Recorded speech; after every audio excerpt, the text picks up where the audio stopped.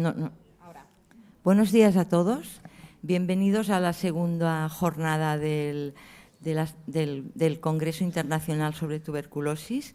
En esta primera hora haremos una mesa que se referirá al estudio de los contactos y al cribaje de infección para personas de riesgo. Las primeras 4 ponencias será el estudio de los contactos, la aplicación práctica del día a día de médicos y enfermeras, y la última ponencia hablará del nuevo documento de consenso sobre cribaje de infección latente en población de riesgo. Yo soy Ángeles Orcau, médico de la Fundación de la Unidad de Tuberculosis de Barcelona, y ella es Celia Cols, que es enfermera médico de prisiones y que está en la Sociedad de Médicos de Atención Primaria. Ella presentará a los 2 primeros ponentes, que ya podemos empezar la sesión. Empezaremos pues por la primera charla. Se titula Papel del médico, descripción de un caso complicado, el estudio de contactos en la práctica diaria, que nos presentará Luisa da Souza, que es neumóloga de la Unidad de Tuberculosis Valle d'Hebron Drassanes de Barcelona. Cuando quieras. Hola, buen día a todos, buenos días a todos. A ver si me aclaro aquí con todos. Voy a poner el cronómetro, a ver si me aclaro aquí con todos las cositas que tengo. Gracias a los organizadores, ¿no?, por la invitación a participar en esta mesa de contactos. Entonces, como que me han solicitado hablar de los contactos en la práctica clínica, yo voy a pasar muy rápidamente por las cosas más teóricas del estudio de contactos para que me dé tiempo a hablar más de casos clínicos, ¿de acuerdo? Entonces, contacto sería todo individuo que ha mantenido relación con un enfermo de tuberculosis, y los objetivos principales del estudio de contactos son identificar enfermos, infectados, tratarlos precozmente y también intentar reconstruir la cadena de transmisión para detectar el auténtico caso índice, principalmente cuando hay una evidencia de infección reciente en el caso de la tuberculosis pediátrica. Muchos ensayos, muchos estudios han demostrado que sí, que la investigación de los contactos es una intervención eficaz, aumenta la detección de casos de tuberculosis entre los contactos, reduce la mortalidad, disminuye la prevalencia de la tuberculosis, con lo cual hacer un buen estudio de contactos aumenta el diagnóstico temprano, la prevención, y contribuimos a la eliminación de la tuberculosis. Sabemos que cuando hay una exposición a una tuberculosis bacilífera, entre un 20 y un 30% de los contactos se pueden infectar, de los cuales entre un 5 y un 10% de los adultos pueden llegar a tener la enfermedad activa, mientras que esta cifra en los niños puede ser hasta del 50% en aquellos de menos de 5 años. La sistemática del estudio de contactos la vamos a realizar priorizando, ¿no?, utilizando el sentido común, ¿no? Priorizaremos aquellos casos más contagiosos, en que haya habido una exposición más larga, en un sitio poco ventilado, en que también vamos a tener en cuenta el riesgo del contacto. Por tanto, combinando ambas informaciones sobre el círculo de proximidad y el riesgo de aparición de los contactos, las vamos a clasificar en alta, media y baja prioridad, y vamos a dar mayor prioridad a los contactos del primer círculo, los niños, los inmunodeprimidos, aquellos sanitarios expuestos a maniobras diagnósticas y personas en instituciones cerradas. Entonces, la sistemática se hace utilizando, ¿no?, el conocido círculos concéntricos, ¿no?, que empezamos por el círculo más próximo al paciente y vamos ampliando nuestro estudio a la medida que encontramos casos secundarios o que haya una tasa de infección superior a la esperada. También es importante que, además de los contactos que viven en la misma casa, que estudiemos también dónde trabaja el paciente, las escuelas, y a veces incluso tenemos que ir a centros lúdicos. Según la normativa SEPAR, si utilizamos tuberculina IGRAS y si el paciente presenta una tuberculina positiva y no está vacunado, pues lo daríamos por infectado, mientras si hay vacuna haríamos una prueba de interferón gamma, que en nuestro medio utilizamos más el cuantiferón para confirmarlo, y en el caso de la tuberculina negativa, si el paciente es inmunocompetente nos la creeríamos, pero si es un inmunodeprimido también utilizaríamos una prueba de IGRA para intentar aumentar la sensibilidad. Entonces, se recomienda que aquellos pacientes de menor riesgo se haga prueba tuberculina o IGRA y que se realice la radiografía solo a los positivos, mientras que en aquellos pacientes de mayor riesgo se realice también la radiografía, independientemente del resultado de la técnica de infección latente. Aquellos pacientes que tienen síntomas también es recomendable hacer la radiografía, y aquellos pacientes que ya sabemos que han tenido una tuberculosis o que ya hay constancia de que eran tuberculina o IGRA positivos, no repetiríamos la prueba y iríamos también directamente a la radiografía. Y siempre antes de indicar un tratamiento de infección latente hay que estar muy seguros de que no hay una tuberculosis activa y, por tanto, investigaremos síntomas clínicos, miraremos la radiografía con lupa, si tenemos alguna duda podemos hacer algún escáner y si hay síntomas solicitaríamos microbiología a partir de esputo inducido y algunas veces hasta tenemos que llegar a la broncoscopia, pero habitualmente con una radiografía lo tenemos. Entonces, esta sería la hoja de recogida de datos que se utiliza aquí en Cataluña, que está informatizada. Y entonces, cuando haces un estudio de contactos, es muy importante tener, ¿no?, una visión global, ¿no?, de cómo ha salido, ¿no?, cuántos infectados hay, etc. Y estos serían las variables que se recogen habitualmente, ¿no?, el tipo de caso, intensidad de contacto, el ámbito, convivientes, resultado de IGRA, si están vacunados, tipo de radiografía, porque no es lo mismo que sea cavitada o no cavitada, y luego el resultado, ¿no?, si han estado expuestos, enfermos, qué orden médica se dio y al final la conclusión, ¿no?, si hicieron la quimioprofilaxis o no, etc. Entonces, hasta aquí la teoría. Ahora vamos a la vida real. Sabéis que trabajo en la unidad de tuberculosis de Drassanas, que es una unidad con algunas peculiaridades, donde hacemos estudios de contacto no solo de nuestros pacientes, sino también de otros centros, y también colaboramos con la Agencia de Salud Pública para los contactos laborales. Entonces, en Drassanas puede pasar que un día te llegue un agente comunitario de salud, que tenemos la suerte de poder contar con ellos, y que te aporte pues 7 pacientes un día, de los cuales le ha costado Dios de ayuda convencer al jefecillo de la pequeña empresa de reformas, donde trabajan todos inmigrantes, sin papeles, sin tarjeta sanitaria, y nos pide que por favor a ver si los podemos visitar a todos el mismo día. Entonces, al final resulta que el caso índice que los trajo era una tuberculosis no bacilífera. Entonces, dado toda la situación, pensamos, bueno, aquí lo prioritario será descartar tuberculosis activa y vamos directamente a la radiografía, ¿no? Y empezamos bien, lo voy pasando uno a uno a la consulta y todo es muy bien, sin síntomas, radiografías todas normales, hasta que Lee de Murphy, el primero, tiene una radiografía francamente patológica y muy sugestiva de tuberculosis, ¿no? Entonces aquí la cosa cambia, ¿no?, y ya estamos hablando de un brote, y entonces aquí sí que nos interesa hacer un estudio de infección tuberculosa. Hacemos prueba tuberculina a todos y también hacemos el IGRA, porque yo mal pensada pensé, bueno, a lo mejor no vuelve, ¿no?, para la lectura, y para curarnos en salud hicimos tuberculina y IGRAs, y el paciente resultó ser realmente una tuberculosis bacilífera, ¿no?, realmente resultó ser el auténtico caso índice. Entonces pasamos de lo que parecía un cribado radiológico, nos pasamos a tener a 4 pacientes infectados en el primer estudio, y en la segunda revisión también otro paciente convirtió a positivo. Entonces indicamos 5 tratamientos de la infección latente y un tratamiento de enfermedad, y hay que decir que todos los pacientes cumplieron a rajatabla el tratamiento de la infección latente, además del tratamiento de la tuberculosis, ¿no? Por tanto, no hay que prejuzgar a veces, ¿no?, a los pacientes, y que pongo esta foto porque cuando tiras la piedra, ¿no?, en el estanque no sabes muy bien dónde va a parar, ¿no?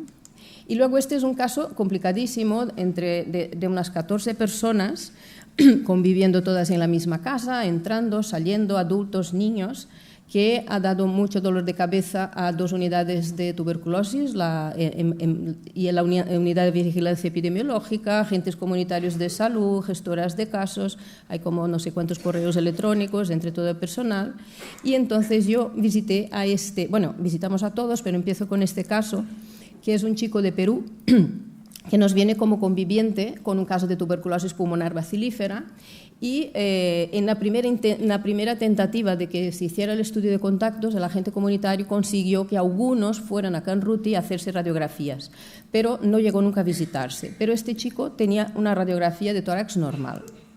Entonces, al cabo de un par de meses, su hermano, también conviviente, fue diagnosticado de tuberculosis pulmonar bacilífera. Entonces aquí ya otra vez todas las alarmas, ¿no? Se vuelven, la gente comunitaria, que es realmente aquí el papel de la gente comunitaria es la que más ha trabajado en esto, acude a la casa, una investigación policíaca, ¿no? Para saber de entrada dónde vivía, etcétera, y les convence a venir todos a Drassanas. Entonces, el paciente mío, este que yo veo, supongo que no lo veréis muy bien, pero tenía un nódulito pulmonar en el ápex derecho que no estaba presente en la radiografía de Canruti, que la podíamos revisar. Y entonces, aquí tenemos, ¿no?, una sospecha de tuberculosis, le hacemos la tuberculina que es positiva, o cuantiferón que es positivo, le cogemos la muestra de esputo no muy buena y la PCR es negativa, pero dado el percance, pues dado que ya teníamos aquí un brote con un posible tercer caso de tuberculosis y dada la complicación del paciente y toda la familia, pues decidimos empezar ya un tratamiento empírico. Con tan mala suerte que al cabo de una semana, 10 días, nos avisan que el segundo caso, que de entrada tenía un Ginesper con una sensibilidad a rifampicina, resultó que en el cultivo era resistente a rifampicina y la isoniazida. Entonces aquí ya nos... Pánico total, ¿no? ¿Qué hacemos con este paciente? Entonces le pedimos un TAC donde se veía que sí que tenía una lesión con un infiltrado en el lóbulo superior derecho, con una cavitación muy sugestivo de tuberculosis. Y entonces le suspendimos el tratamiento, pedimos una broncoscopia y la broncoscopia salió negativa con PCR negativa, ¿no? Y ahora, ¿qué hacemos, no? Entonces, pues decidimos, bueno, mira, de momento no tenemos nada, ¿no?, para decir que es un MDR, no le puedo pedir bedaquilina a mi gerente, ¿no?, con esta microbiología. Entonces, bueno, mantenemos el Rimstar hasta ver los cultivos. Pero entonces, al segundo mes de tratamiento, el paciente desapareció. Entonces, esto sería un poco, digamos, todo el panorama de toda la casa, ¿no? Aquí había, el primer caso es esta chica, que fue diagnosticada de urgencias en Canruti. Entonces, nunca más se supo, la chica desapareció, sabemos que tenía 2 criaturas, que no sabemos nada sobre ellas, y parece ser que se fue a Italia, pero ahora dicen que está en Madrid. Entonces, esta chica, primero que sí era una amiga que pasaba por allí, pero luego resultó que no, que era familiar de todos, era como una sobrina de esta señora, que era la madre de los 2 casos y además de 2 mujeres más. También había por aquí este señor, que no sabemos si era pareja, amigo, lo que era de la señora, y todos se visitaron en Drassanas. Entonces, el señor los visitamos cuando todavía no sabíamos, ¿no?, que era resistente. Entonces estaba infectado, placa normal, le indicamos quimioprofilaxis, pero nunca más se supo. También parece ser que se fue a Madrid. Después, este primer caso del MDR tenía una pareja que tenía ya una criatura, no sé si era chico o chica, y esta también estaba infectada, tampoco nunca más supimos nada y parece ser que está por Italia. El caso mío, el chico varón, este tenía también una pareja que tenía también 2 criaturas que a la que oía hablar de tuberculosis las quitó de la casa y ella también, y hay que decir que las criaturas los niños no se infectaron, ninguno de ellos se infectó.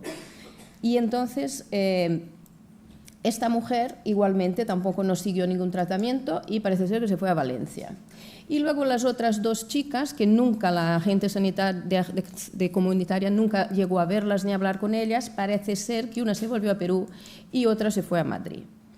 Y entonces, el caso de tuberculosis MDR pues, fue ingresado en servicios clínicos, posteriormente se fugó de servicios clínicos y le pusieron en busca y captura por orden judicial y volvió a ingresar a servicios clínicos y ahora está haciendo correctamente tratamiento con fármacos de segunda línea. Y mi pacientito se apareció hace un par de semanas, reapareció, le hice una placa de tórax, una analítica, unos esputos, la placa de tórax es completamente normal, el nodulito ha desaparecido. Y entonces le voy a poner el Rimstar, le pediré un TAC y a ver qué hacemos, ¿no? Entonces tenemos aquí a toda esta gente que no sabemos si están infectadas ya de su país, si se contagiaron de una tuberculosis sensible, de una resistente. No cumplieron la quimioprofilaxis, que tampoco sabemos si sería efectiva, pero serían candidatos a un control clínico radiológico, ¿no?, en 2 años, ¿no?, que es lo que se dice. Pero están todos por ahí dispersos, o sea que a lo mejor os lo encontraréis por ahí. Pero peor es cuando no se hace el estudio de contactos o cuando no se hace bien, ¿no? Entonces, esta es una chica joven de Bolivia que tuvo un contacto con un caso de tuberculosis bacilífera, acudió a otros centros, se hizo una prueba tuberculina y como estaba vacunada con la BCG, se consideraron que, bueno, que no había que hacer nada más. Y esta foto la pongo para recordar que no hace falta tatuar a los pacientes, con hacer siempre la tuberculina en el mismo brazo ya tiene suficiente falta de confidencialidad, ¿no? Entonces, los que la visitaron no tenían la información o no hicieron caso de que esta chica hacía parte de un estudio de contactos más amplio que lo llevábamos en Drassanas, donde había muchos jóvenes infectados en tratamiento de la infección latente. Además, había un caso de tuberculosis secundaria. Entonces, esta chica sí que la conocimos un par de años después, ya con su tuberculosis activa bacilífera, ¿no? No sabemos si 2 años antes tendría una pequeña lesión que la hubiéramos podido diagnosticar precozmente o si con un tratamiento de la infección latente hubiéramos podido evitar un caso de tuberculosis, ¿no? Y entonces, lo peor de todo es cuando no se hace nada, ¿no?, en el estudio de contactos, ¿no? Entonces, esta chica la conocimos en septiembre del 2020, una chiquita de 20 años de Pakistán, muy delgadita, muy frágil, y venían toda la familia de duelo porque nos la remitió la Agencia de Salud Pública. Bueno, la chica estaba diagnosticada de tuberculosis pulmonar, ganglionar, mediastínica, retroperitoneal en una clínica privada, y la Agencia de Salud Pública nos envió a la familia porque se iban todos un par de meses a Pakistán si le podíamos proporcionar medicación, ya que iban a enterrar a su madre de 50 y pocos años que había fallecido por una tuberculosis diseminada en la UCI en el Hospital del Mar. Entonces, lo triste, ¿no?, del caso es que después, cuando ya llevamos a la familia y llevamos el caso de la chica, etcétera, supimos que la hermana había sido diagnosticada de una tuberculosis ganglionar mediastínica, diagnosticada y tratada correctamente en una clínica privada entre los meses de febrero y agosto del 2020, o sea, en plena primera ola de la pandemia, con lo cual no se hizo el estudio de contactos. Y yo estoy convencida, ¿no?, que se hubiera podido, ¿no?, evitar la muerte de esta señora, que seguramente la hubiéramos podido diagnosticar más precozmente, ¿no? Entonces, un poco aquí la noticia, ¿no?, de que las restricciones por la COVID provocan 500.000 de muertes adicionales por tuberculosis. Esta seguramente es una de ellas, ¿no? Y entonces, al final, he ido muy rápido y acabo. Entonces, las conclusiones serían: el estudio de contacto se hace con la tuberculina, los IGRAS, radiografía, utilizando la técnica de los círculos concéntricos. Se prioriza el estudio de casos con tuberculosis bacilífera, pero también es importante estudiar los contactos de todas las formas de tuberculosis, porque vamos a buscar infectados y a veces encontramos el auténtico caso índice. Y que a veces, y cuando hay niños o adultos jóvenes enfermos o recientemente infectados, hay que hacer un estudio ascendente a los adultos buscando el auténtico caso, y que cuando haces un estudio de contactos es muy importante conocer, ¿no?, todos los datos sobre el caso, ¿no?, si es bacilífero, cavitario, si no lo es, y si puedes saber la cantidad de infectados que haya, fantástico, ¿no? No siempre es posible, por tanto, siempre lo ideal, ¿no?, lo ideal sería que se hiciera el estudio en unidades centralizadas de tuberculosis. Y si esto no puede ser, pues por lo menos que estés en coordinación, ¿no?, con tu agencia de salud pública o tu unidad de vigilancia epidemiológica. Y aquí acabo. Gracias. 3 minutos, ¿eh? Muchísimas gracias. Pasaremos a la siguiente charla, que es papel de la enfermería de la Unidad Clínica de Tuberculosis y el papel de la enfermera de salud pública, que nos las presentarán. Entiendo que empiezas tú, Amparo. Sí. Vale. Empezará Amparo Grijota, enfermera de la Unidad de Tuberculosis del Hospital de Bellvitge, y luego ya presentaré a tu compañera. Sí. Muy bien. Pues bienvenidos a todos. En primer lugar, dar las gracias a la organización y al doctor Calá por permitirnos estar aquí y explicar un poquito de la tarea diaria de una enfermera en la Unidad Clínica de Tuberculosis. Para comenzar, empezaremos explicando que nuestra unidad es una unidad que tiene más de 35 años de historia, que se creó en el 1985 y que desde el primer momento ya contaba con enfermería. Como la mayoría de algunos de ustedes reconocerán o recordarán, nuestra compañera Lucía fue la enfermera que estaba en nuestra unidad. En nuestra unidad el trabajo asistencial está organizado mediante programas enfermeros que están adaptados a cada tipo de paciente al que va dirigido. Es una unidad en la que contamos con 3 infectólogos, con un neumólogo, con 2 enfermeras de programa y con soporte administrativo. Y en esta unidad es uso exclusivo para nuestros pacientes, con sala de espera propia, baño propio y bueno, pues, sala de presión negativa, etcétera. ¿Y cuál es el papel de enfermería en nuestra unidad? Pues básicamente gestionar. ¿Y qué gestionamos? Pues gestionamos aquellos casos de diagnóstico y tratamiento de nuestros pacientes con tuberculosis activa, con los pacientes con infecciones no tuberculosas y la infección tuberculosa, que puede ser más actual, como los estudios de contactos, o infección tuberculosa más latente, que es la que podemos cribar, por ejemplo, pues para los tratamientos biológicos, los casos de trasplantes o enfermedades con tratamientos inmunomoduladores. Lo que podéis ver aquí es que el 90% de nuestro trabajo actual está destinado a la infección tuberculosa. Bueno, pues ya nos centramos un poquito en el estudio de contactos y como todos sabéis y como ha explicado Malva anteriormente, el estudio de contactos es el elemento fundamental para la detección y para el control de la tuberculosis en zonas de baja incidencia. Y esto nos permite estudiar e interrumpir la cadena de transmisión, pudiendo identificar a aquellas personas que han estado expuestas recientemente, identificando infección latente o identificando tuberculosis activa en un momento muy incipiente y pudiéndoles otorgar el tratamiento necesario. Clásicamente observamos en la literatura que la clasificación de los contactos suelen ser en contactos íntimos, frecuentes y esporádicos, siguiendo pues, los círculos concéntricos que bien ha explicado la doctora anteriormente.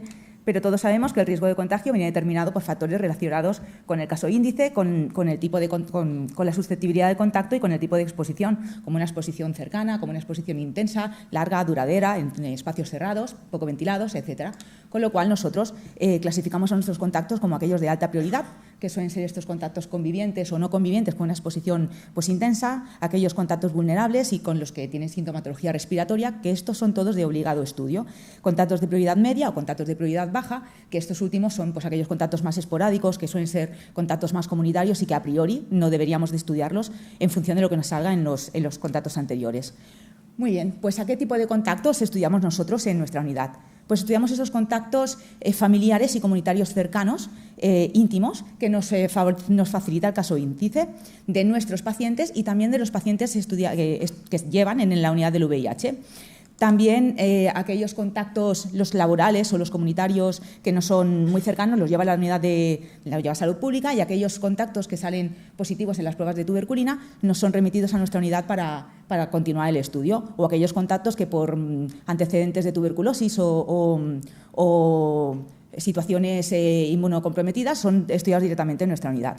También aquellos contactos que son remitidos desde el Hospital San Juan de Dios para el estudio de caso fuente, y en todo ello pasamos notificación a Salud Pública y contamos con la colaboración de los agentes de salud, importantísima para cuando nos es necesario. Muy bien.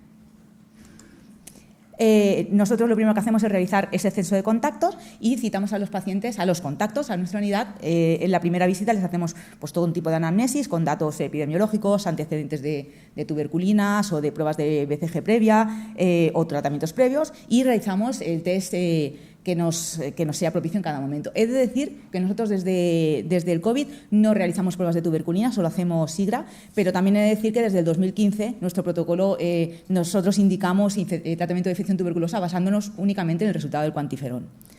Las pruebas negativas hay que repetirlas a los 2 meses, como todos sabéis, y aquellas pruebas positivas son derivados a una visita facultativa con radiología de tórax para descartar tuberculosis activa y proporcionar tratamiento de infección tuberculosa si es preciso. También descartando tuberculosis activa, recogiendo muestras biológicas si es necesario.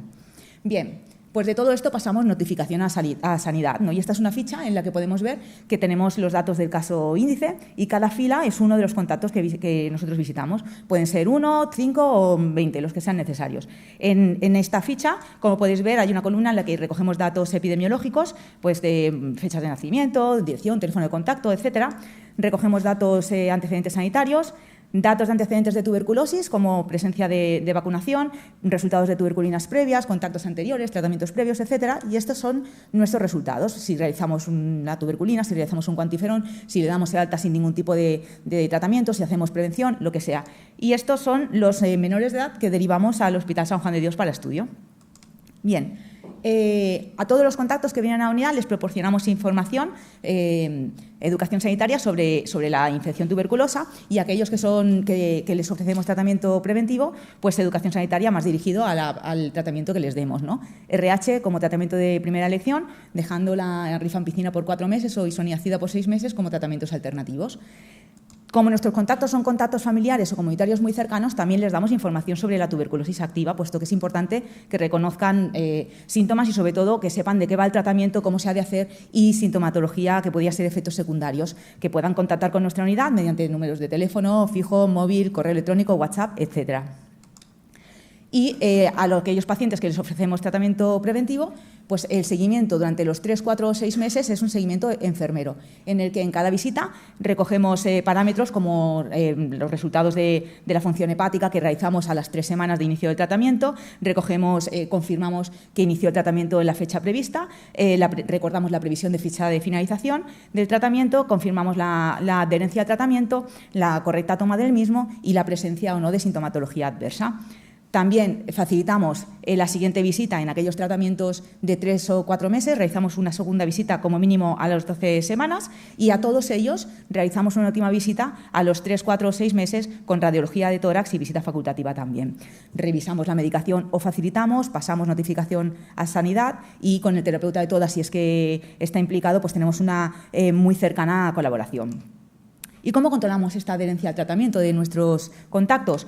Pues mediante métodos indirectos, a través de la entrevista semiestructurada que realizamos en cada una de las visitas, aunque está bien reportado en la literatura que este control de adherencia a métodos indirectos suele estar sobrevalorado, con lo cual nosotros utilizamos siempre que podemos métodos directos mediante la coloración de la orina en aquellos pacientes que toman tratamiento con rifampicina o a través del test de Idus-Hamilton en aquellos pacientes que toman tratamiento con isoniazida, mediante un poquito de orina del paciente con cloramina T y cianuro potásico al 10%, obteniendo pues un viraje del color de la orina. Y esto es la versión comercializada de este test de Idus-Hamilton, que se llama IsoScreen, en el que es mucho más fácil todavía. Metemos un poquito de la orina del paciente en este preparado y obtenemos una coloración púrpura en aquellos pacientes que efectivamente están tomando el tratamiento.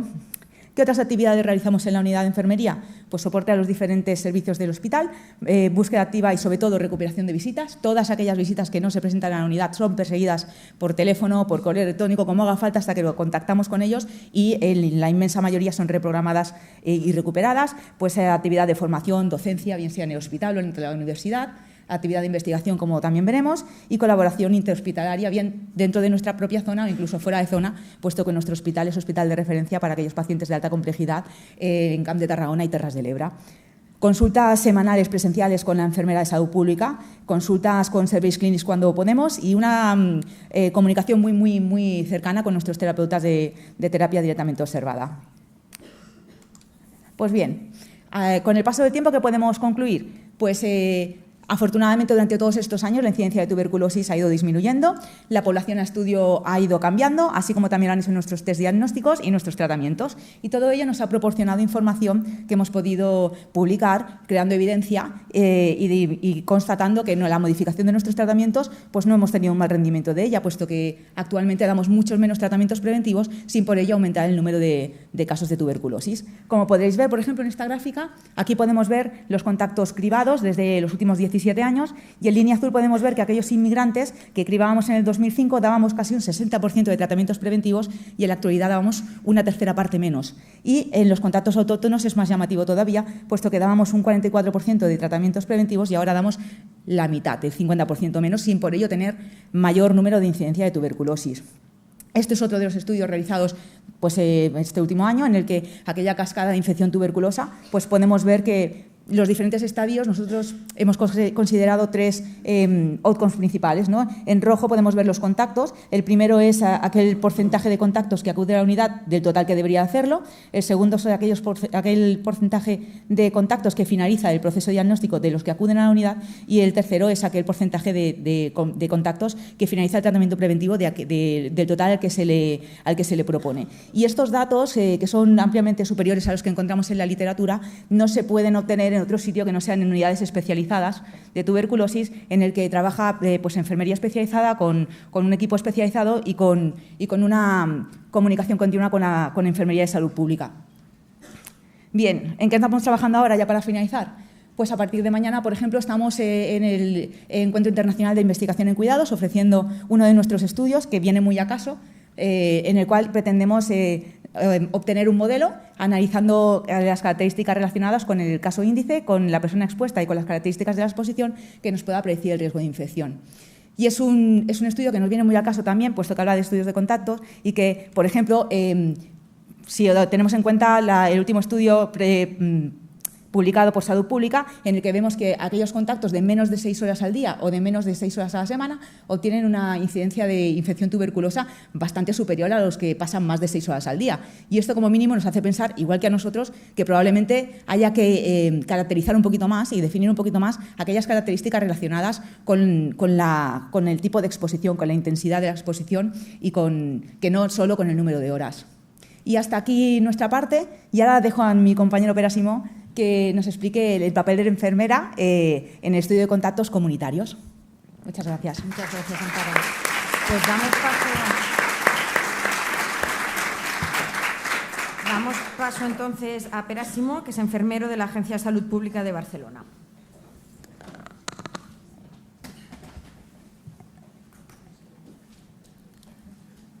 Hola, buen día, buenos días a todos. Gracias a la organización y gracias a todos los que estáis escuchando. Bueno, ahora llega un poco el momento de salir de la consulta, ¿no? Hasta ahora hemos estado en la consulta, hemos estado viendo lo que se hace con un paciente con tuberculosis, el estudio de contactos conviviente, la unidad clínica, un poco es el guión que seguiré yo un poco, sería este. Y bueno, pues estamos, como ha comentado Amparo, pues estamos directamente relacionados con las unidades clínicas, ¿no? Para hacer el seguimiento de las personas enfermas con tuberculosis. En el momento que nos llega a nosotros, después de hacer todo lo que ha comentado la doctora de Souza o lo que ha comentado Amparo, pues a nosotros, si me permitís, pues nos toca salir a la calle, ¿no? Hacer esa intervención en la comunidad, valorar esos riesgos que existen y valorar pues si tendremos que hacer algo más, ¿no? Como veis, coordinándonos y todo. Más adelante os explicaré más al detalle, entraremos un poco más en profundidad. Antes me gustaría hacer un poco de historia, ¿no? De lo que es la enfermedad de salud pública y por qué salimos a la calle, de dónde viene, ¿no? De salir a la calle. Y la enfermedad de salud pública nace en el siglo XIX, ¿no? Como algunos de vosotros ya sabréis, pues Edwin Chadwick, a raíz de este informe, ¿no? De las condiciones sanitarias, pues genera una pequeña revolución sanitaria que acaba concluyendo en el año 1848 con lo que se considera la primera ley de salud pública, ¿no? Que en aquel momento se basaba sobre todo pues, en construir el alcantarillado o recoger las basuras. Estaba fundamentada en medidas higiénicas y esta ley daba poder, ¿no? Daba autoridad a las ciudades para poder implementar todas estas medidas. Entonces, todo este movimiento genera, pues, no lo he dicho, Chadwick no era médico, era abogado.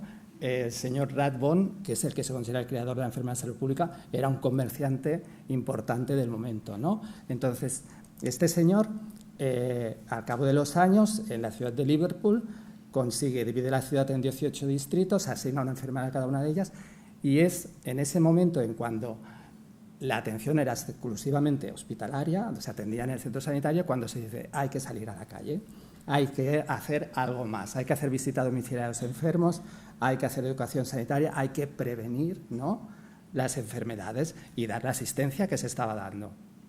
A raíz de esto, pues se crea la primera escuela de salud pública en Liverpool en el año 1862, evoluciona en otras ciudades de Inglaterra, también en Estados Unidos, pero como pasa en otras cosas en España, pues desafortunadamente no nos llega y nos quedamos en stand-by.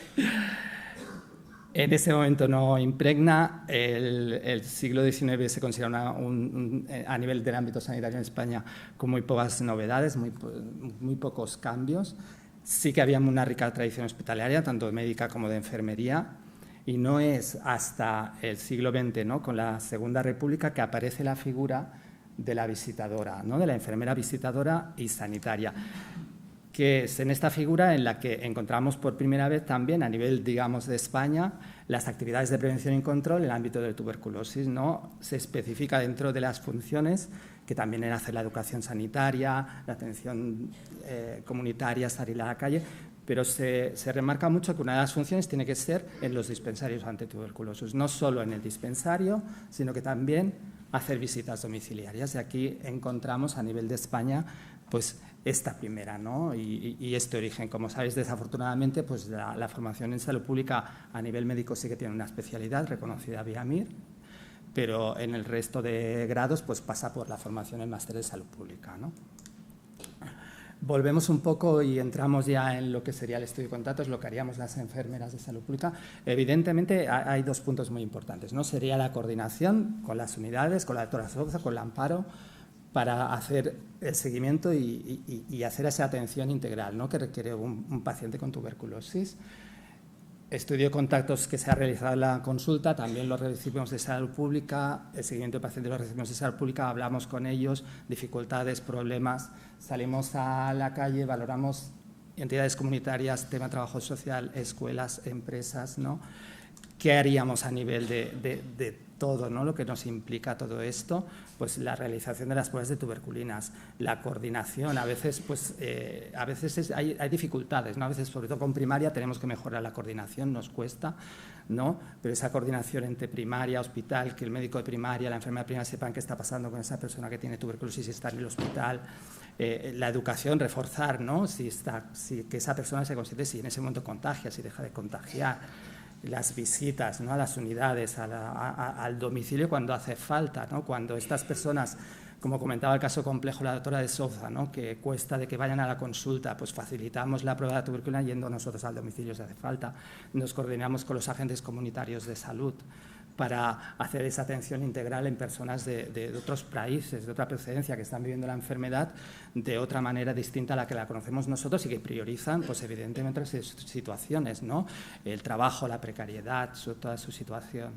Y evidentemente, pues otra función, ¿no? El registro, el análisis de datos, de estudios comunitarios, la encuesta epidemiológica. Y todo esto, sobre todo, pues sería para garantizar esta atención integral, ¿no? A esta persona que no solo se debe tratar y indicar un tratamiento, sino que hay que hacer un seguimiento durante, ya como sabéis todos, pues son tratamientos largos, a veces nos podemos ir a más de un año, a año y medio. Quizás ese tratamiento para esa persona no es una prioridad, quizás lo es su trabajo o que no tiene una vivienda estable. Aquí tendríamos que englobar todo y entonces necesitamos esta coordinación tanto dentro del hospital, que se haría más desde la unidad clínica, ¿no? Con todos los especialistas, neumólogos, microbiólogos, enfermeras, etcétera, como fuera, ¿no? Y entonces a nosotros nos tocaría hacer esta coordinación fuera y con las unidades clínicas y el hospital para garantizar este tratamiento, ¿no? Y atender también estas dificultades que muchas veces podrían, o antes, años atrás, no teníamos tan en cuenta quizás. Un poco a nivel de datos, solo para que tengáis una idea de volumen, a nivel de 2023 pues son datos provisionales, pues he puesto aquí un poco el periodo de 2013 a 2023, ¿no? Estaríamos en cerca de 1.100 estudios de contactos comunitarios. Importante, estudios exclusivamente comunitarios realizados por contacto con una persona enferma. Aquí no entrarían la búsqueda activa de casos o cribajes, como queráis llamarlo, o los convivientes, serían exclusivamente comunitarios. Como veis, el ámbito académico, ámbito de empresa, la COVID como a todos, pues nos ha afectado mucho. En el total de pruebas, 2023, por favor, no lo tengáis en cuenta, son datos muy profesionales, no hemos tenido tiempo de registrarlos, pero veríais que ha habido momentos en que hemos superado las 2.000 tuberculinas solo en ámbito de comunitario, ¿no? Realizadas. La distribución la misma, sobre todo siempre nos movemos en ámbito académico y empresa. En el ámbito vulnerable son contactos estudiados a raíz de un caso. Cuando hemos tenido un caso en un albergue, en un comedor social, ¿no? En situaciones, digamos, más de vulnerabilidad. A nivel de pruebas positivas sobre el porcentaje de las tuberculinas que hemos leído, con esta media está un poco por debajo de lo que tocaría, porque nos afecta mucho todo el tema de la COVID y los datos que tenemos provisionales de 2023.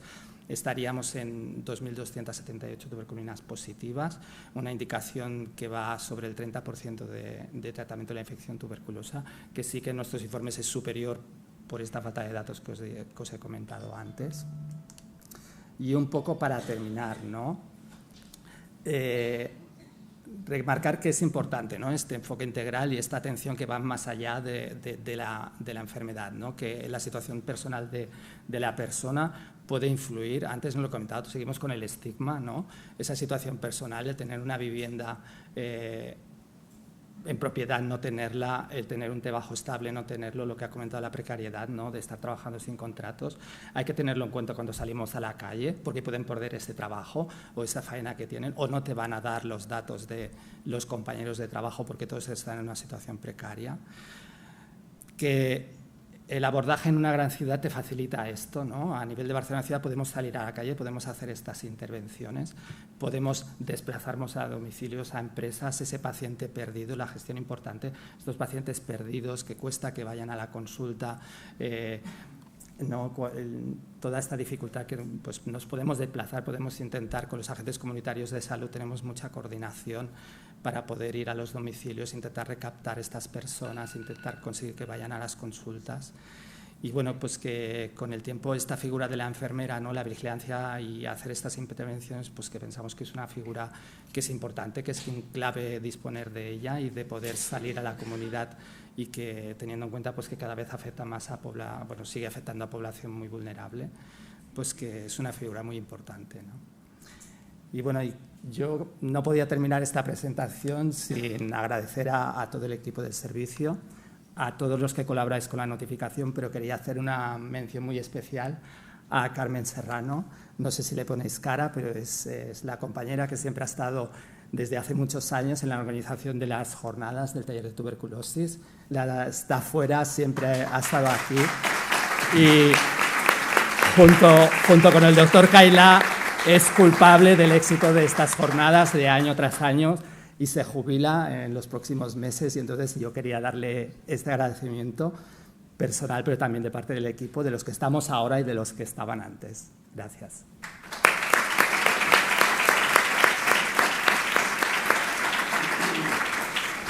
Muchas gracias, Pere, muchas gracias. El próximo ponente es José Antonio Guillón, que es médico, neumólogo del Servicio de Neumología del Hospital Universitario San Agustín de Avilés, y nos va a explicar el documento de consenso para el estudio de contactos del Programa Integrado de Tuberculosis de la SEPAR. Cuando quiera. Bueno, buenos días. Primero dar las gracias al comité organizador por poder contar conmigo. Realmente lo que voy a explicar no es exactamente un comité de consenso, sino es un estudio que hizo en su momento el programa de investigación en tuberculosis, integrado en tuberculosis de la SEPAR, y basado en los resultados de ese estudio intentar hacer una serie de reflexiones o de aspectos a mejorar que muchos ya se han mencionado aquí, ¿no? Seguiré con este, a ver si pasa, con este esquema, con ese índice, en el cual una pequeña introducción, una metodología de objetivos del trabajo, los resultados que están divididos en una serie de apartados y unas conclusiones y reflexiones finales, que, como ya os repito, probablemente muchas se han dicho aquí. Bueno, la importancia del estudio de contactos para romper la cadena de transmisión de la tuberculosis es conocido de sobra por todos y ha sido mencionado aquí, pero ya lo pone de manifiesto la Organización Mundial de la Salud cuando en su estrategia INTV 2035, que recordamos persigue disminuir la incidencia de la enfermedad del 80% y el 90% de la mortalidad para el año 2035, entre las medidas que pone ya hay dos que se refieren al estudio de contactos. Una de ellas es estudiar el 90% de los contactos y otra tratar el 90% de los infectados. Por tanto, cuando hablamos de estudio de contactos, hablamos de detección de infectados, tratamiento de los mismos, con el objeto de disminuir el riesgo. ¿Por qué? Porque se ha comprobado que los contactos infectados tratados tienen un riesgo de desarrollar enfermedad a lo largo de su vida 4 veces inferior a los que no se tratan. El estudio debe hacerse con el esquema de los círculos concéntricos, ya mencionado aquí, pero hay autores que sugieren un enfoque un poco más pragmático. Recomienda únicamente hacer el estudio de contactos en los casos convivientes y en aquellos sujetos en el que el caso índice es bacilo o es cultivo positivo o extrapulmonar con factores de riesgo, fundamentalmente inmunodepresión. Bueno, pues con todas estas cosas nos planteamos hacer un estudio. El estudio es un estudio observacional prospectivo y multicéntrico que se desarrolló entre los años que se recogieron todos los contactos de los pacientes con tuberculosis entre enero del 18 y junio del 19. Contamos con una ayuda a la investigación del Instituto de la Salud Carlos III y de la propia Sociedad Española de Neumología y Cirugía Torácica, y participaron 13 centros de 6 áreas geográficas distintas, que veis reflejados ahí en el mapa. Los objetivos, al principio nos planteamos unos objetivos un poco ambiciosos, pues bueno, fundamentalmente era conocer la organización del estudio de contactos en las distintas zonas, saber el número de contactos infectados y tratados, los métodos diagnósticos estudiados y los contactos tratados que completaron el tratamiento. Y luego también ver si se cumplían en nuestro entorno los objetivos de un plan de estudio de contactos, según recomendaban en su momento las distintas guías internacionales, que eran que se evaluasen el 90%, que esos contactos infectados en los que se inició el tratamiento fuesen el 85% y que finalizaran el tratamiento el 75% de ellos. Todas las variables se incluyeron en la base de datos del Programa Integrado de Investigación en Tuberculosis de SEPAR, a los cuales se accedía por una clave y un número de usuario propio para cada investigador. Y el cronograma de trabajo, por motivos de tiempo no los leo, lo tenéis ahí, ¿de acuerdo? Se empezó a diseñar en octubre de 2017, en inclusión de casos, como os dije antes, y luego progresivamente hasta conseguir la publicación. La mayor parte de los resultados que os voy a decir ahora están ya publicados, hay algunos que no, que también os contaré, ¿no? Pues bueno, la muestra constó de 1.035 contactos de 256 casos índice, en 9 había resistencia isoniácida, no se encontró ningún caso índice con multiresistencia a MDR. La edad la veis reflejada ahí, en un 33% había antecedentes de vacunación y, como veis, la mayor parte del estudio de los contactos se estudiaron en el ámbito familiar, la mayor parte eran convivientes, pero también se estudiaron en otros ámbitos como es escolar, espacio lúdico y ambiente laboral, que se hizo, como veis en la gráfica de la derecha, de manera más o menos extensa en todas las áreas, ¿de acuerdo? La muestra es una muestra con pocos pacientes con inmunodepresión, VIH es muy escaso y con pocas enfermedades asociadas. El estudio se realizó mayoritariamente en unidades específicas de tuberculosis, un 75%, como veis en la gráfica. Y se detectaron 346 infectados, lo cual suponía una tasa de 33,4%, con variabilidad entre las diferentes zonas geográficas, que luego veremos por qué pensamos que ocurrió esto, ¿de acuerdo? Y quizás esto es una diapositiva, bueno, esto no está publicado, pero yo creo que es bastante importante. Aquí veis las tasas de infección, cómo se distribuían en función de la intimidad o la intensidad del contacto, digamos. En la gráfica de la derecha veis que en los contactos más íntimos la tasa de infección era del 38%, pero en los contactos más esporádicos, el último círculo, no sé si tengo por aquí el último círculo, lo veis que alcanzaba una tasa hasta el 31%.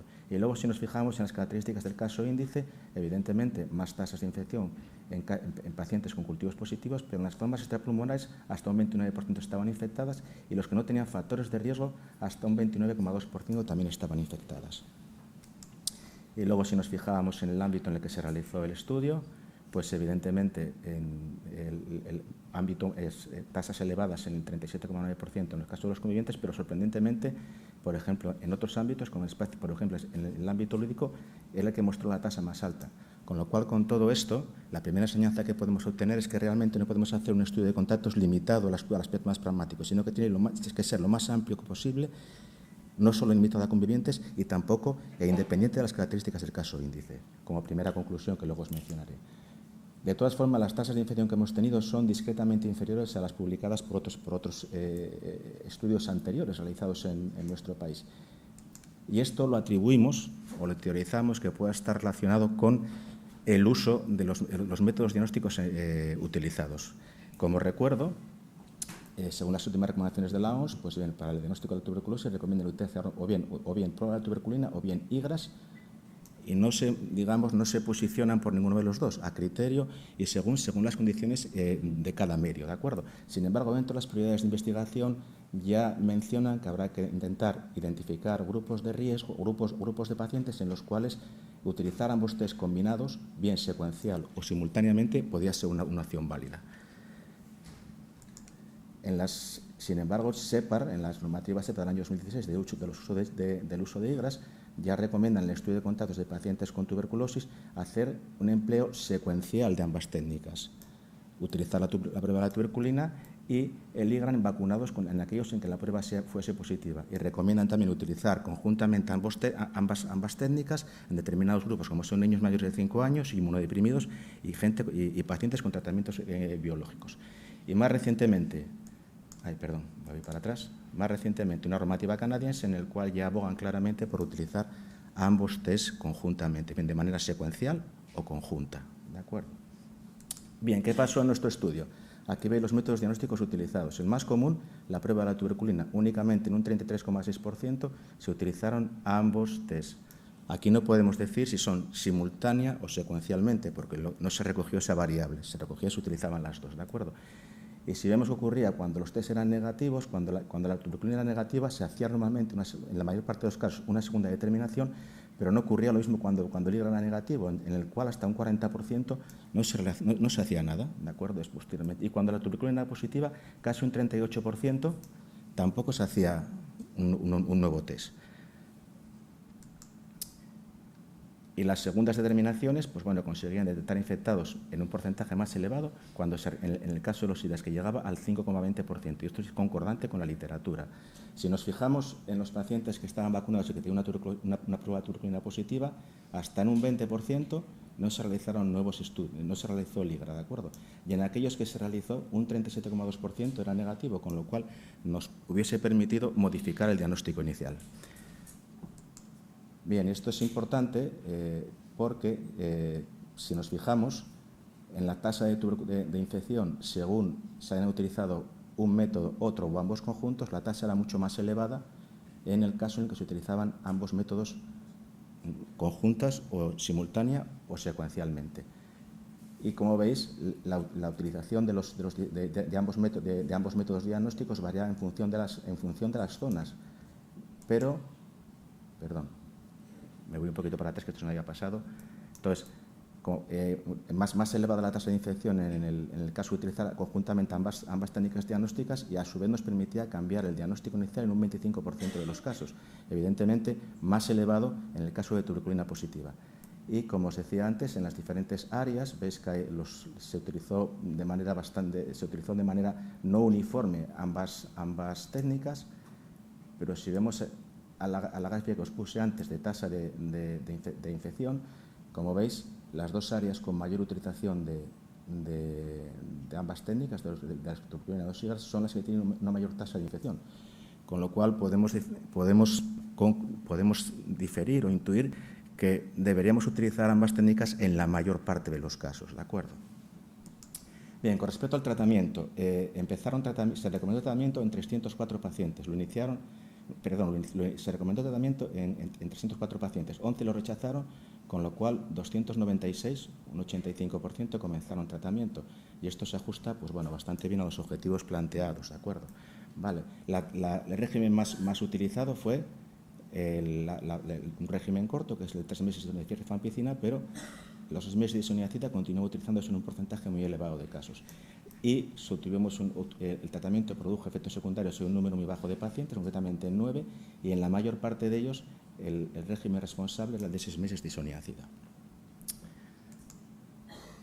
De todos ellos, 89,8 completaron el tratamiento, sin grandes diferencias entre 3 meses de isoniazida y rifampicina y 6 meses de isoniazida, con lo cual cumplíamos también el objetivo de tratamiento completado, que recordar era del 75%, y este mayor cumplimiento de tratamiento no se relacionó con factores sociales, edad, comorbilidades, inmigración, etcétera, sino únicamente con el lugar de estudio, ya que los pacientes que estaban estudiados en unidades específicas de tuberculosis conseguían una tasa de cumplimiento, pues bueno, significativamente mejor que los que estaban en otros medios. Con respecto a la resistencia a isoniazida, pues bien, cuando el caso índice de resistencia a isoniazida, en más de la mitad no se realizó ningún tipo de tratamiento preventivo, lo cual también puede ser discutible, ¿de acuerdo? Vale. Bien, para recordar, ¿qué nos dicen las diferentes, con respecto al tratamiento, las diferentes guías? Pues bien, los CDC americanos claramente se posicionan a favor de las pautas cortas en el tratamiento de la infección tuberculosa latente, y la OMS pues, ha cambiado desde la recomendación del 18, en el cual se posicionaba claramente con la isoniazida, en las nuevas recomendaciones, la actualización que es el año 20, ya independientemente del estado de VIH, pone en el mismo lugar a la isoniazida con las pautas cortas, ¿de acuerdo? Vale. Y ya también mencionan que en pacientes con los cuales se confirma una monoresistencia a isoniazida, deberían ofrecérsele un tratamiento de 4 meses de rifampicina, ¿de acuerdo?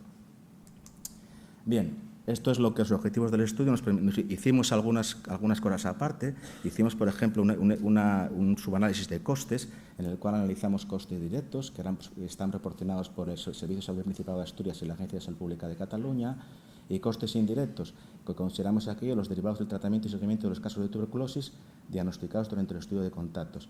Y estimamos que el coste sería de 1.362 pacientes, según referencias, utilizando como referencia otro estudio que habíamos realizado en el PI previamente, y mencionar que el número de casos de tuberculosis que detectaron en el estudio fueron 17.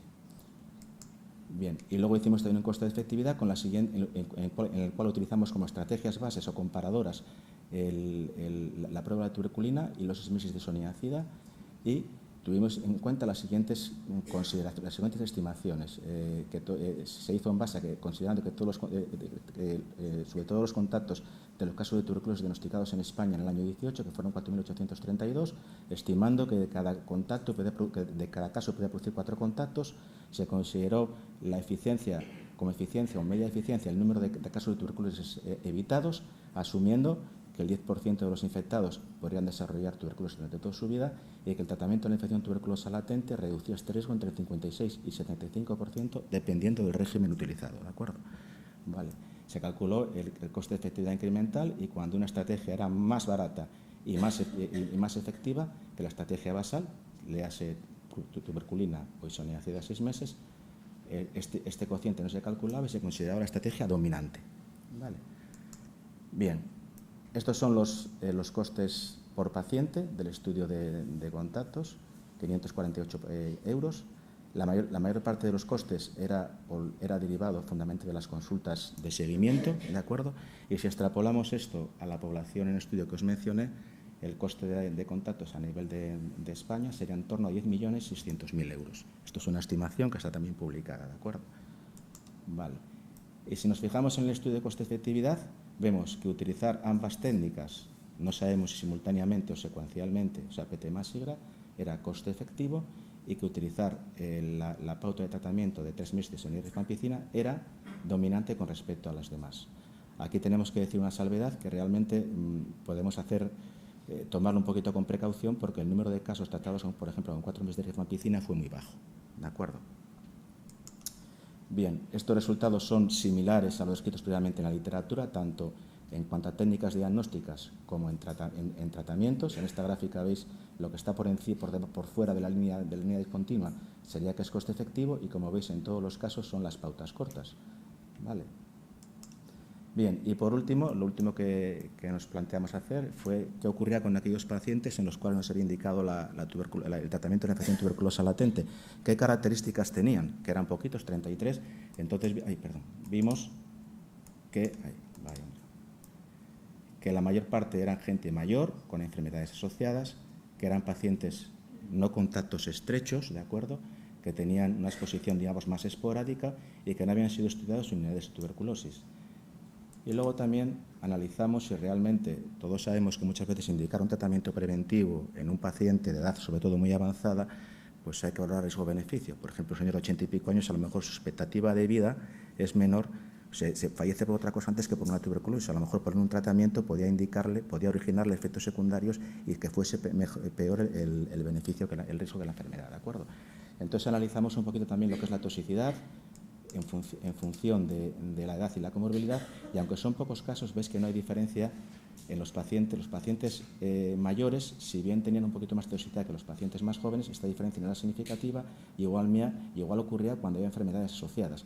Había ligeramente un poquito más de toxicidad cuando había enfermedades asociadas, pero no era significativa, con la salvedad, como siempre, de que es un grupo muy reducido, ¿de acuerdo? Bien, pues con todo esto, pues nos atrevemos a hacer estas reflexiones o consideraciones que se pueden discutir. La primera es que el estudio de contactos debe ser lo más amplio posible, no limitado únicamente a los convivientes o contactos del caso índice bacilífero, y preferiblemente debe ser realizado en unidades específicas de tuberculosis, que creo que se ha dicho ya sobradamente. Debemos emplear ambas técnicas diagnósticas, al menos secuencialmente. Nuestra opinión, en nuestro centro lo hacemos simultáneamente, también puede ser discutido en el Hospital San Agustín, y hacer segundas determinaciones si es preciso. Debemos recordar que el objetivo fundamental del estudio de contactos es aumentar la sensibilidad en la detención de infectados, ¿de acuerdo? Entonces, una segunda determinación, si aumenta, si recupera infectados, es necesario hacerla. Y además con ello conseguiríamos que el diagnóstico fuese más preciso. Debemos emplear regímenes cortos. No quiere decir que no se deba emplear la pauta habitual de isoniazida, pero a lo mejor había que limitarla a un grupo más concreto de pacientes. Y luego la edad no debería suponer un factor limitante para el inicio del tratamiento. En ese caso siempre deberíamos valorar riesgo-beneficio. Bueno, y esto es lo que les quería decir. Muchas gracias por haberme escuchado.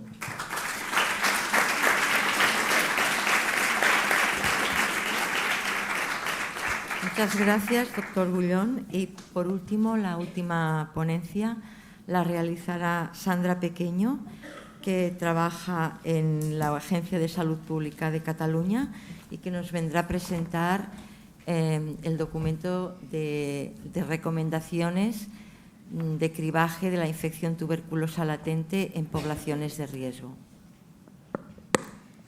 Bueno, en primer lugar, muchas gracias a la organización por haberme invitado a participar. En nombre de todo el grupo de trabajo que ha elaborado este documento, presentaré el contenido. No me pararé de repente a detallar cosas porque el tiempo es el que es. Este es el guión que seguiré, que es básicamente también el guión que está descrito dentro de este documento. Y comenzaremos un poco a hablar de lo que es la infección tuberculosa latente, un concepto que ya seguramente todos conocen, que se define como un estado de respuesta inmune persistente a la estimulación por parte de antígenos del Mycobacterium tuberculosis que se han adquirido previamente y donde la persona no tiene una evidencia de tuberculosis activa, ni clínicamente ni radiológicamente, porque recordemos que los niños a veces pueden tener unas formas radiológicas y no necesariamente tener una clínica presente.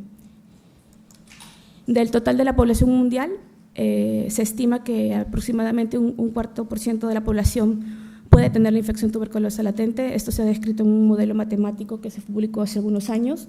Y de estos, el 10% puede desarrollar una tuberculosis activa dentro de los 5 primeros años luego de haber tenido el contacto. Esto dependerá básicamente de ciertos factores, tanto patológicos, inmunológicos, la edad del paciente y algunos factores también contextuales, ¿no? De cómo vive el paciente o de algunos factores de riesgo que también pueda tener, que están descritos en esta tabla que os presento al costado.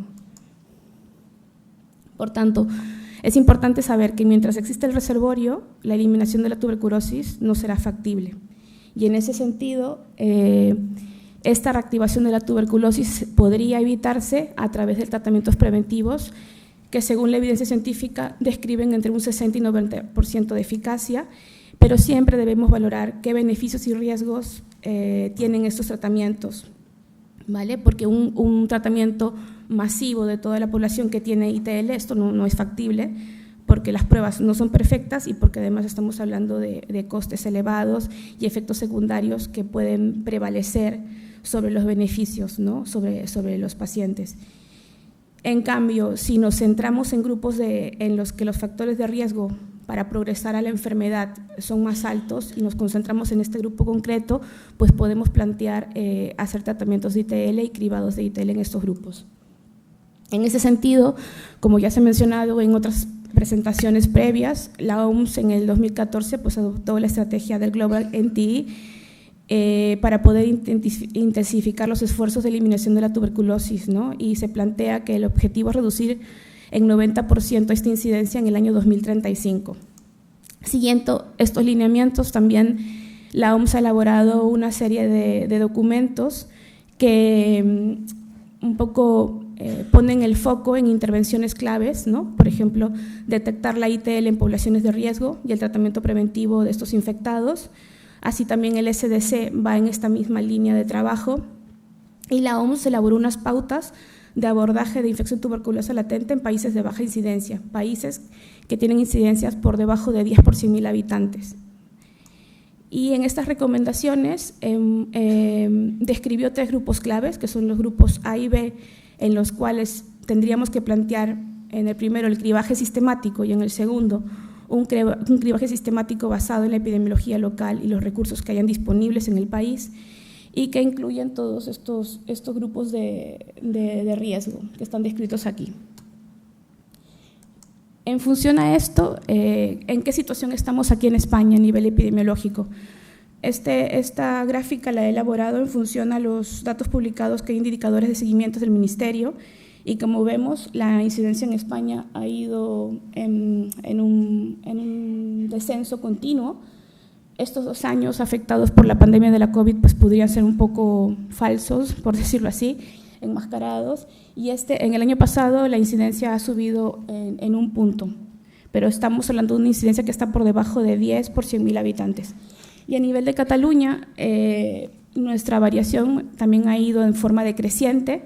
Sin embargo, en los 2 últimos años la incidencia global ha subido y estamos ahora mismo en una incidencia de 13 por 100.000 habitantes. Y como ven aquí en la línea por segmentos, es la incidencia que tenemos en población inmigrante, y la línea más pequeñita de 7 por 100.000 es la incidencia que tenemos en la población autóctona. Como ven, la epidemiología de la tuberculosis en Cataluña está muy influenciada por la población inmigrante, y que representa más de 5 veces la incidencia que tenemos en la población autóctona. En ese sentido, este documento que os presentaré de recomendaciones de cribaje para la infección tuberculosa latente en Cataluña es un documento que se empezó a trabajar en el 2017-2018, ¿vale? Y que quedó parado a causa de situaciones internas, de cambios de profesionales, y luego por la llegada de la pandemia. Luego este documento se ha reprendido, ¿vale?, para poder acabarlo, y nosotros empezamos a reunirnos con el grupo de trabajo. La primera reunión de coordinación fue a finales del 2021, y durante el 2022 ha sido toda la elaboración, básicamente no una elaboración de cero, porque utilizamos la base que ya había sido planteada por el grupo inicial, sino empezamos a actualizar los contenidos y también implementamos algunos grupos de riesgo que no estaban contemplados inicialmente. Este documento tiene por objetivo proponer estrategias en grupos de riesgo que son candidatos de detección sistemática y tratamiento de ITL, pero no incluye recomendaciones referidas a estudio de contactos en los casos de tuberculosis contagiosa, dado que estas recomendaciones ya están descritas en un documento previo que fue publicado años anteriores. En otro de los capítulos de este documento se describen las pruebas diagnósticas disponibles, básicamente las que ya se han hablado aquí, la prueba de tuberculina y los IGRAS. No entraré en detalles, pero básicamente se describen en qué situaciones deben ser usadas cada una de ellas, qué ventajas y desventajas tienen unas sobre las otras, cuál es la interpretación también de las mismas, dependiendo un poco de la característica del paciente, porque las lecturas son diferentes y las interpretaciones diferentes.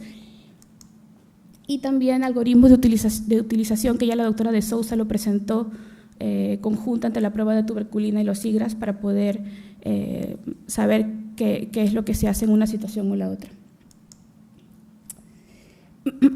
Otro de los capítulos es el tema del tratamiento, que también está descrito en este documento de forma muy detallada, porque básicamente el tratamiento de la infección tuberculosa latente tiene por objetivo evitar la progresión a tuberculosis activa en caso de que la persona se haya infectado, y hay algunas características que son esenciales en el momento de plantear el tratamiento, como el hecho de no tener síntomas, signos o imágenes radiológicas de una tuberculosis activa, que el paciente también esté dispuesto a poder concluir el tratamiento, porque si no es así, plantear un tratamiento también sería no lo más correcto, y que no hayan contraindicaciones médicas. Nosotros hemos querido describir en el documento todos los tratamientos que tenemos a disposición, pero siempre se recomiendan los tratamientos con pautas cortas, como el doctor que nos ha descrito anteriormente, porque estamos hablando que hay mayor adherencia, y también estamos hablando de que los costes son mucho menores.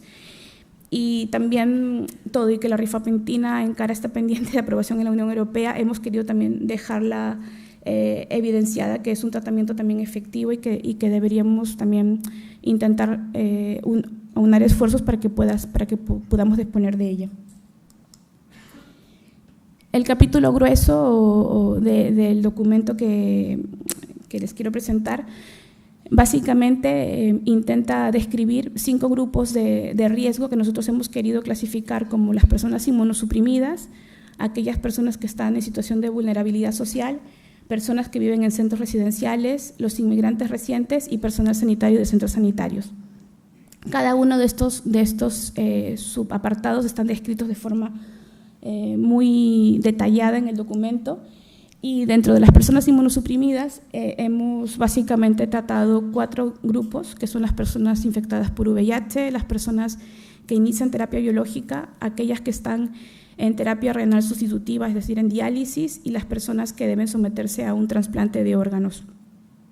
Un poco la conformación de este documento es que tiene una justificación basada en la evidencia científica, porque estos grupos tendrían que ser como nuestros puntos targets para poder hacer cribados de ITL.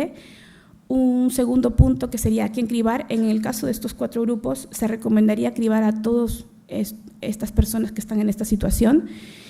El método, básicamente en estos grupos se recomienda en adultos usar los IGRAS, dada la evidencia científica que también han presentado nuestros compañeros de Belviche, que es una evidencia muy sólida.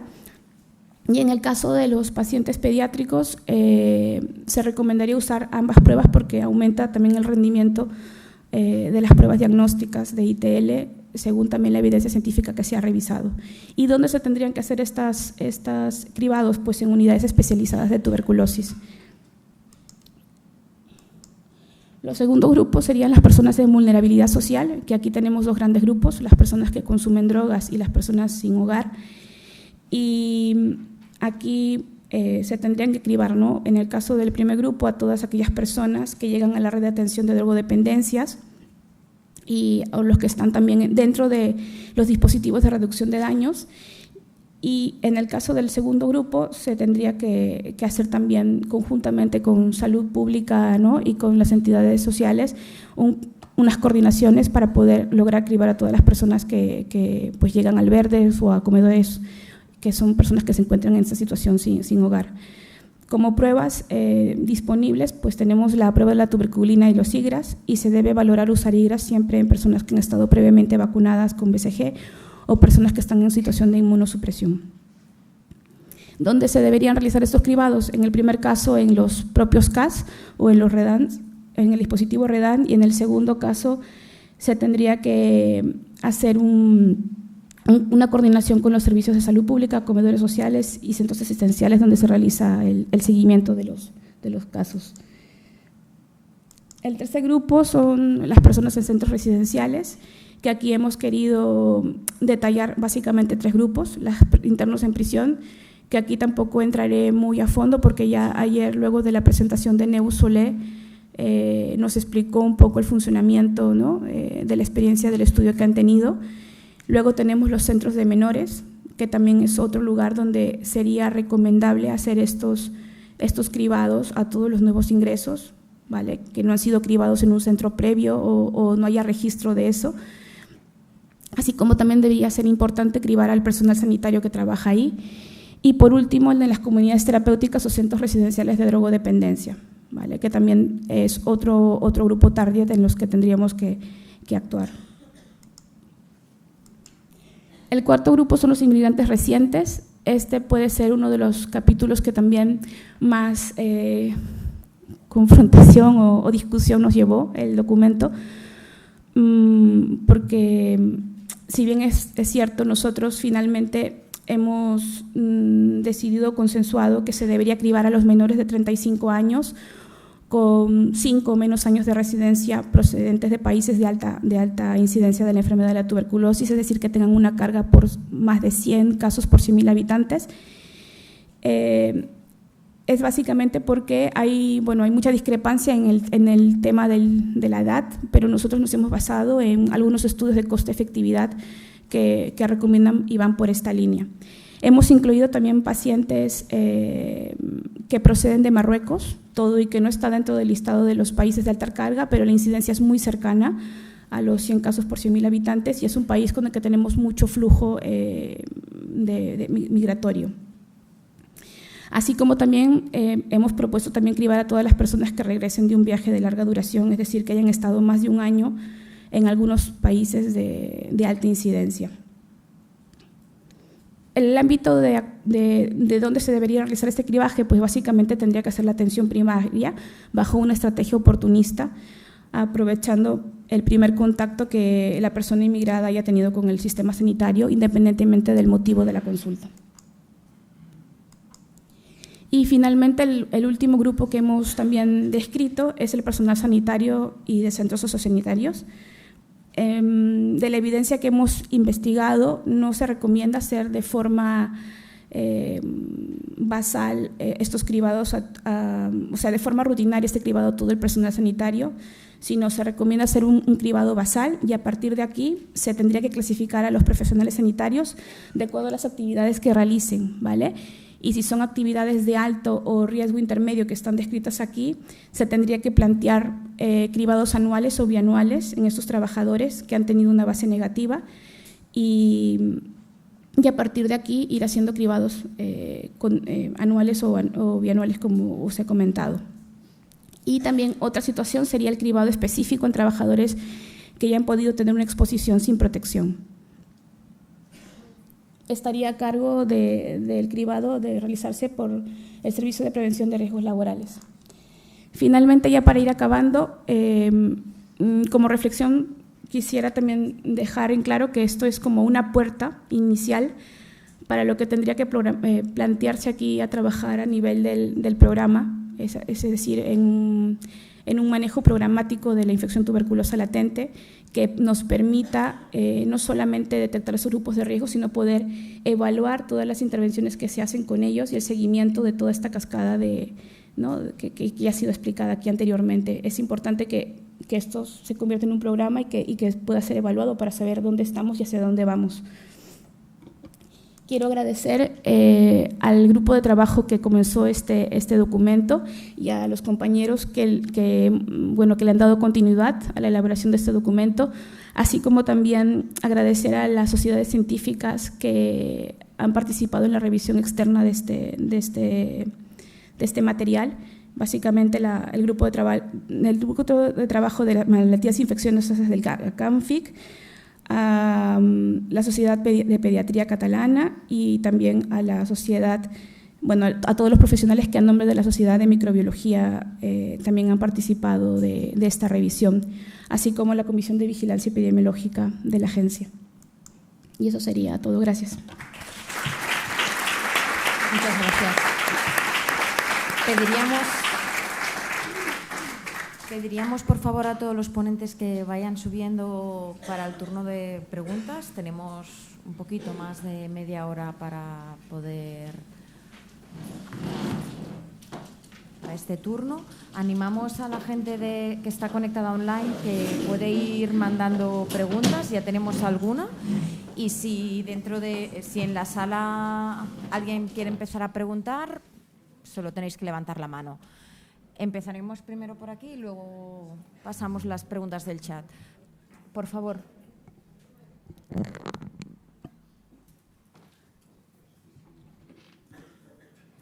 ¿Nos faltaría una silla?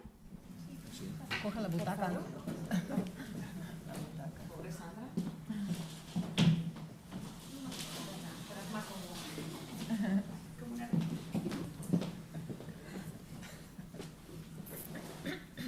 Buenos días. Primero, felicitarles a todos ustedes por el gran trabajo que están haciendo, sobre todo de trabajo comunitario y de divulgación. Hablamos de la tuberculosis, es una enfermedad contagiosa, peligrosa y que si no se detecta a tiempo puede llegar a ser mortal. Mi pregunta es, ustedes a lo largo de su gran trayectoria de trabajo, ¿con qué dificultades se han encontrado? Y al mismo tiempo, ¿qué cosas positivas también han visto y han valorado a lo largo de su gran trayectoria profesional? Gracias. ¿Quién quiere empezar? Tenemos para media hora. Os pediría intentar hacer, para poder dar cabida a todas las preguntas que tenemos, que intentéis ser breves. Pues, a ver, breves. Positivas. Empezamos por las negativas y acabamos por las positivas, ¿no? Negativas. Que nunca a la tuberculosis parece ser que nunca hay un apoyo, ¿no?, institucional. Por ejemplo, yo vengo de una unidad de tuberculosis en que éramos 5 médicos y ahora somos 2, haciendo el mismo trabajo o más. No vamos a hablar muchas cosas negativas, pero bueno, yo lo que me preocupa mucho es que no sé si la gente es suficientemente consciente de la problemática social que tenemos aquí en la ciudad, porque la evolución de la precariedad en Barcelona es una cosa tremenda. O sea, de 20 pacientes que yo visito, 18 están viviendo en la calle. Esto es, digamos, lo negativo, ¿no? También. Y de positivo, yo creo que a lo largo de los años hemos conseguido coordinarnos mucho mejor, ¿no? Todas las unidades, o sea, tener estas unidades de tuberculosis con sus gestoras de casos, los agentes de salud, la agencia, las unidades de vigilancia. Bueno, el WhatsApp también ha colaborado mucho. Yo creo que la evolución ha sido positiva en el sentido que estamos mucho más coordinados ahora que antes. Darío, no sé si queréis añadir algo. Yo creo que también... Un momento, Sandra. A nivel institucional creo que nos falta hacer un trabajo también a nivel con la parte social, porque me parece que no desde la parte médica igual estamos más organizados, pero es lo que dice la doctora de Sousa. La tuberculosis está muy relacionada a factores sociales de precariedad y es una situación que nosotros no podremos dar solución por más tratamientos que coloquemos, que instauremos o que hagamos. Creo que en esa parte falta, no tenemos como un amplio camino todavía para trabajar. Es que si no, no te oyen desde casa. Es que si no, Sandra, si no desde casa no te oyen. Dadle un micro, por favor. No, comentaba que creo que desde la parte social tenemos un largo camino todavía de trabajo y de coordinación con esta área, porque creo que de la parte médica sí se instauran los tratamientos, estamos intentando trabajar en ese sentido, pero que si una persona vive en cierta situación de vulnerabilidad, por más que tú le indiques un tratamiento y no pueda hacerlo, no puede acudir a sus citas, pues no lo va a hacer porque siempre priorizará el hecho de trabajar o de hacer lo que le permitas sobrevivir, ¿no? Bueno, yo quiero añadir algo a lo que se ha dicho. Desde el punto de vista médico, lo que más... ¿Me oís? Acércate un poco más al micro. Pues bueno, por añadir a lo que se ha dicho, ya es todo sabido, como ha dicho la doctora de Sousa, que es la tuberculosis, una enfermedad, pues bueno, que no interesa a los que subvenciona fundamentalmente todo esto, que es la industria farmacéutica, ¿no? Entonces, desde el punto de vista médico, por añadir yo, me preocupa sobre todo el desabastecimiento de fármacos. Cuando yo empecé, que era más joven, teníamos problemas con los... No es que ahora sea muy mayor, no me considero mayor, pero bueno, teníamos problemas con los tuberculosis MDR, con los resistentes. Ahora también tenemos problemas de desabastecimiento también con los fármacos para tuberculosis sensible, lo cual es muy triste. Yo recientemente, el último caso que hemos puesto, han tenido que buscar un fármaco que venía de China, que el paciente ni entendía las instrucciones, el Rinstar, o sea, una cosa, dices tú, bueno, un fármaco que además es barato. Y luego, desde el punto de vista positivo, entre otros muchos, yo quizás destacaría uno, que es la importancia del estudio de contactos. Mi antiguo jefe de servicio, el doctor García, que habitualmente asistía a este taller, muchos le conoceréis, diseñó un estudio de contactos en toda nuestra área, en el cual implicó a pediatría, medicina interna, primaria, neumología, y con eso pues conseguimos, no sabemos si solo por el estudio de contactos o también por la propia evolución de la enfermedad, disminuir de una manera muy significativa el número de casos de tuberculosis, sobre todo de tuberculosis bacilífera, con lo cual, bueno, pues el estudio de contactos, como se ha dicho aquí, es importante hacerlo, ¿de acuerdo? Gracias a todos los ponentes por la interesante mesa. Mi pregunta es para María Luisa de Sousa. Me encanta cuando ponéis problemas reales, complejos, de los que encontráis, porque esa es la realidad, ¿no? Y me parece muy relevante el punto que pones sobre la mesa, que es el de estos pacientes de alta movilidad, que muy probablemente participan en cadenas de transmisión en el territorio, pero que luego se escapan, ¿no? Nosotros en Almería, con el estudio genómico, luego os lo enseñaré, sí que vemos algunas de estas redes en las que nos faltan esas piezas intermedias que sabemos que han transmitido, pero no están, ¿no?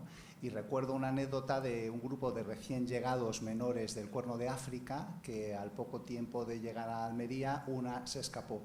Y gracias a Joan, me acuerdo que le contactó un médico belga y nos dijo, oye, aquí hay una chica de Almería que acaba de llegar, ¿no? Y eso nos permitió recapturarla.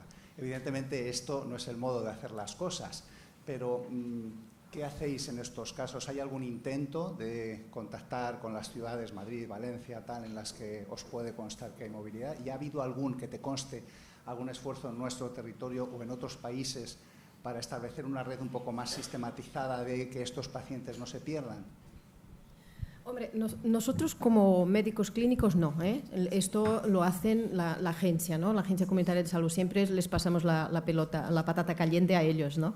Entonces, por ejemplo, este caso lo expliqué así un poco rápido, ¿no? Pero, por ejemplo, la chica esta que fue diagnosticada, el primer caso en urgencias, fue una investigación policíaca, porque la chica se diagnosticó en urgencias y nunca más se supo. Entonces, a partir de la dirección que constaba en el hospital, la Agencia Comunitaria fue a su casa varias veces, entonces consiguió el teléfono que les alquilaba el piso, que era, bueno, una cosa medio alquilada, medio ocupada, bueno, unas historias rarísimas. Fue allí muchísimas veces y entonces fue cuando consiguió entrar, ¿no? Agente comunitario de salud de su zona, ¿no? De Sudamérica, o sea, aquí no había ni una barrera idiomática, ¿no? O sea, hablábamos castellano igual, pero había una barrera cultural y tal, y entonces les explicó todo el caso, etcétera y tal, y fue la que consiguió traerlos al sistema, ¿no? Cuando ya se salen de nuestra área geográfica, entonces ya no hay, ¿no? una red, ¿no? Entonces ya es un poco así alternativa a contactos. Nosotros normalmente les hablamos con ellos, les pasamos la patata caliente como clínicos y aquí a lo mejor te pueden contestar los de la agencia o de unidades de vigilancia. ¿Ahí? Si me permites un poco para aclarar, sí que es verdad y bueno, desde el programa tuberculosis, en cuanto se pierde una persona que perdemos el seguimiento o pensamos que se ha trasladado, sí que se comunica al programa tuberculosis de Cataluña y entonces ellos lo comunican a nivel de Madrid para que hagan difusión a todas las comunidades autónomas y tengan la información. Aquí vengo otra vez a reforzar lo que decía Sandra de la importancia del tema social. ¿Qué nos sucede? Que tenemos dificultades con algunas personas que priorizan otras cosas y no realizan el tratamiento o lo abandonan. Entonces sabemos que en aquel momento tienen baciloscopias positivas y se nos van, los perdemos. Entonces una estrategia debería ser el abordaje social, ¿no? ¿Qué necesidades tiene, qué le puedes ofrecer para convencerlo o intentar que haga el tratamiento, ¿no? Correctamente? Tenemos otra dificultad que es que cuando tenemos estas situaciones no nos gusta tomar esta decisión, pero se puede tomar la decisión de hacer un ingreso hospitalario obligatorio, ¿de acuerdo? No gusta porque privas de libertad a la persona, pero esto tiene todos unos trámites, va a través, evidentemente es un juez el que tiene que dictaminar, tiene que pasar por fiscalía, pero luego tenemos el problema aquí en Barcelona con servicios clínicos, ¿no? Que podemos conseguir que es una orden judicial para que la persona esté ingresada. Pero claro, si no hay una custodia policial, si no hay una vigilancia, se escapan. Y entonces aquí los cuerpos de seguridad, en el caso de aquí los Mossos de Escuadra, pues no quieren estar. Entonces hay una pequeña pelea, ¿no? Y estamos trabajando para mejorarlo y conseguir que esto vaya mejor. Por eso hay que buscar otras, ya que nos falla la vía, digamos, judicial, buscar otras estrategias para que no suceda esto. O que cuando marchen ya no sean contagiosos. Yo quería comentar lo que decía Pera. Una vez nos llega el aviso desde los servicios de vigilancia al programa, hay un sistema nacional que se llama el CBS, por donde se hacen las notificaciones de estos casos que se van movilizando y ellos avisan al punto focal del país de recepción. Y yo que recuerde, alguna vez sí que hemos tenido, pero son casos contados, hemos podido lograr localizar algún contacto, ¿no? Y se le ha hecho el seguimiento, pero es muy a cuentagotas. Vaya, empezamos. Iremos por orden porque hay muchas manos. Sí, allí. Sí. Buenos días, gracias por las charlas. Para Sandra Pequeño, he echado de menos a las familias inmigradas que vuelven en verano a sus países de origen para los Visiting Friends and Relatives y luego vienen de nuevo a Cataluña. No se consideró este grupo, no es importante. ¿Cómo deberíamos abordar esta gran cantidad de gente? Gracias.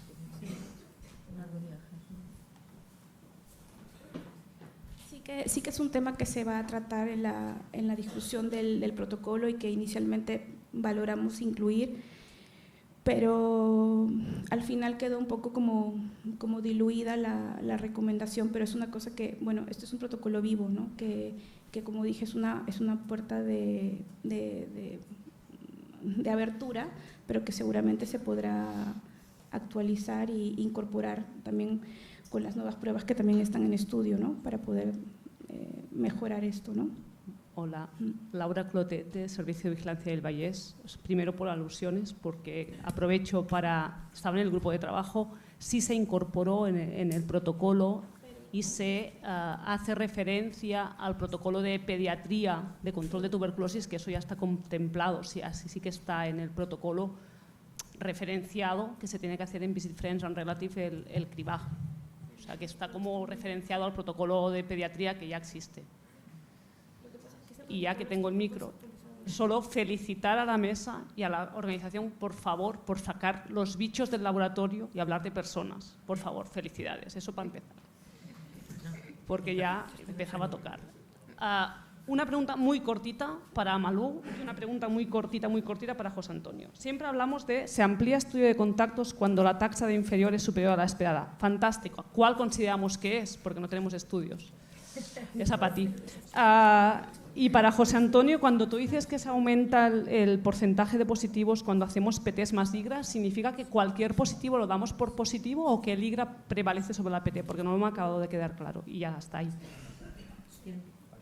Lo de la tasa de infección era la teoría. A la práctica clínica vamos ampliando a los que consigamos traer, a los que vengan, a los que quieran y a los que aparezcan. Y obviamente si hay casos secundarios, ¿no? Entonces sí que apretas más a los convivientes de aquel caso secundario, pero en función únicamente a la tasa de infección, esto es literatura. Tú vas haciendo cuántos hay, cuántos quieren venir y a veces viene gente que no tiene que venir y no viene el que tiene que venir. O sea, la vida real es muy diferente de los protocolos y las normativas. Vamos a ver, tiene difícil respuesta. Lo que yo me refería era que al hacer ambas técnicas a la vez, digamos que se aumenta la detección de infectados, no es una por encima de otra, ¿de acuerdo? De hecho, para detección de casos de tuberculosis o prevención de casos, pues bueno, son similares IGRAS y tuberculina. Lo que pasa es que al hacerlos ambos conjuntamente o secuencialmente, lo que permite es detectar más infectados. Quiere decir, cuando uno es negativo y el otro es positivo, estás detectando un infectado no previamente detectado, ¿entiendes? Sin que haya una prevalencia clara de uno sobre otro. Sobre los dos, yo creo que entre elegir, si te refieres si no dispones de los dos, ¿cuál elegiría?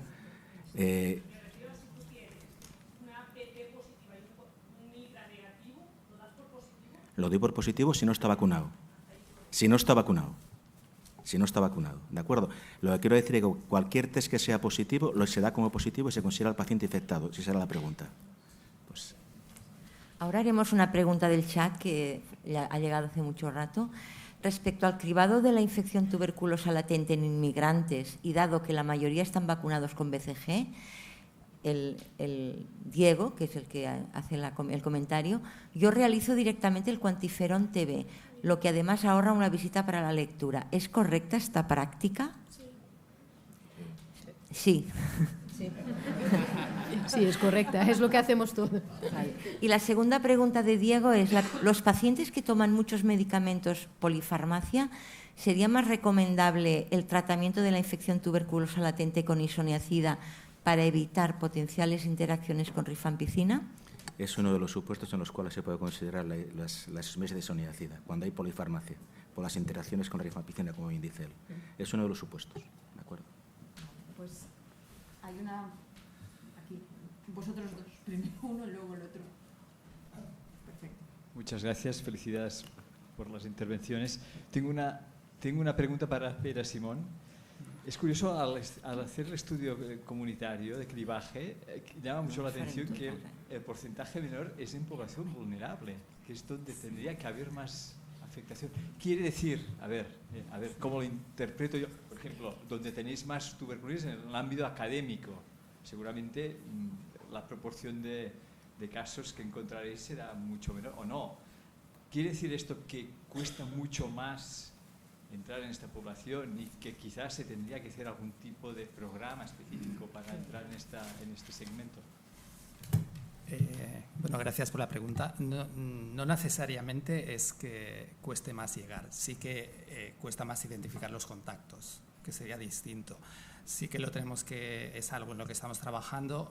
Creo que he comentado en la presentación que era exclusivamente ámbito vulnerable cuando hemos detectado un caso dispositivo, ¿no? Y a raíz, otra parte que estamos haciendo con los contactos vulnerables es la búsqueda activa de casos, no hacer el cribaje. Entonces aquí no estaban los datos, que estarían en otro lado, ¿vale? Sí que es cierto, y lo estamos trabajando a nivel de la ciudad de Barcelona, ¿no? Joan Pau Millet, que es el responsable del programa, para poder llegar mejor, más y mejor, ¿no? ¿Cuál es la dificultad? Que los comedores sociales, albergues donde van a dormir, tienen movilidad, tienen unos días de estancia, a lo mejor 20 días, puedes ir y han marchado a otro dispositivo o han dejado de ir. Entonces, no es tanto el contactar con el dispositivo, sino es contactar con las personas porque tienen también cierta movilidad, no se mantienen en un mismo recurso y muchas veces están en la calle. Hola, Josep María Bellmunt, Cap Barceloneta. Es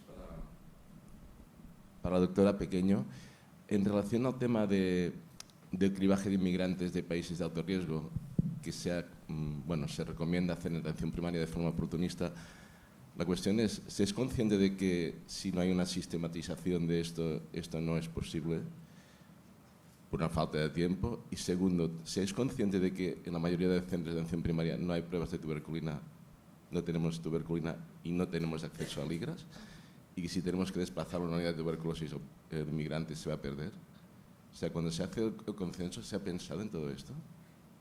Sí. Porque realmente nosotros en nuestro centro no podemos hacer esto en estos momentos, porque no tenemos los medios. Sí, se ha pensado. De hecho, también se discutió volver a reactivar el protocolo del inmigrante que se abre cuando tienes en la consulta a un paciente de estas características. Y yo creo que tampoco es una realidad generalizada, ¿no? Que en todos los ambulatorios no hayan pruebas de tuberculina porque en algunos centros sí que hay, y este protocolo también ha sido validado por la CAMFIC también, así que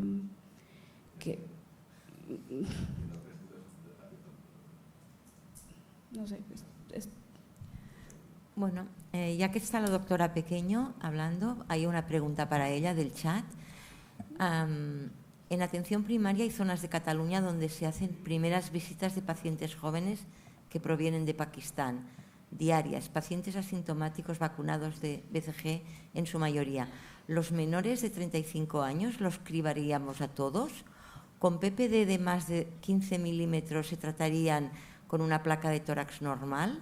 Es un número muy alto de personas que no puedes asegurar el cumplimiento terapéutico. Claro. Se tendría que cribar a todos estos menores de 35 años, pero si no podemos asegurar que el paciente tenga un compromiso de tratamiento, es mejor tampoco empezar un tratamiento que no va a ser culminado. O sea, esa es una de las premisas para poder iniciar un tratamiento de infección tuberculosa latente. ¿Puedo contestar yo? Nosotros en la unidad de tuberculosis estamos haciendo, digamos, 2 steps, ¿no? De esto. Estamos haciendo una búsqueda activa de casos de población vulnerable y en la misma visita ofrecemos la posibilidad de hacer una investigación de infección latente. Entonces ya partimos del compromiso. ¿Quieres hacerte una analítica? ¿Quieres mirarte esto? Si te sale positivo, ¿estás dispuesto a hacer un tratamiento preventivo que conlleva a venir unas visitas, bla, bla, bla, bla, bla? Sí. Hacemos. Luego ya veremos cuando tengamos todos los datos si realmente cumplen o no cumplen, ¿no? Pero lo estamos haciendo así ahora y la verdad es que estamos colapsados porque hay muchísima población inmigrante recién llegada y ya os digo, la cosa está fea. Joan.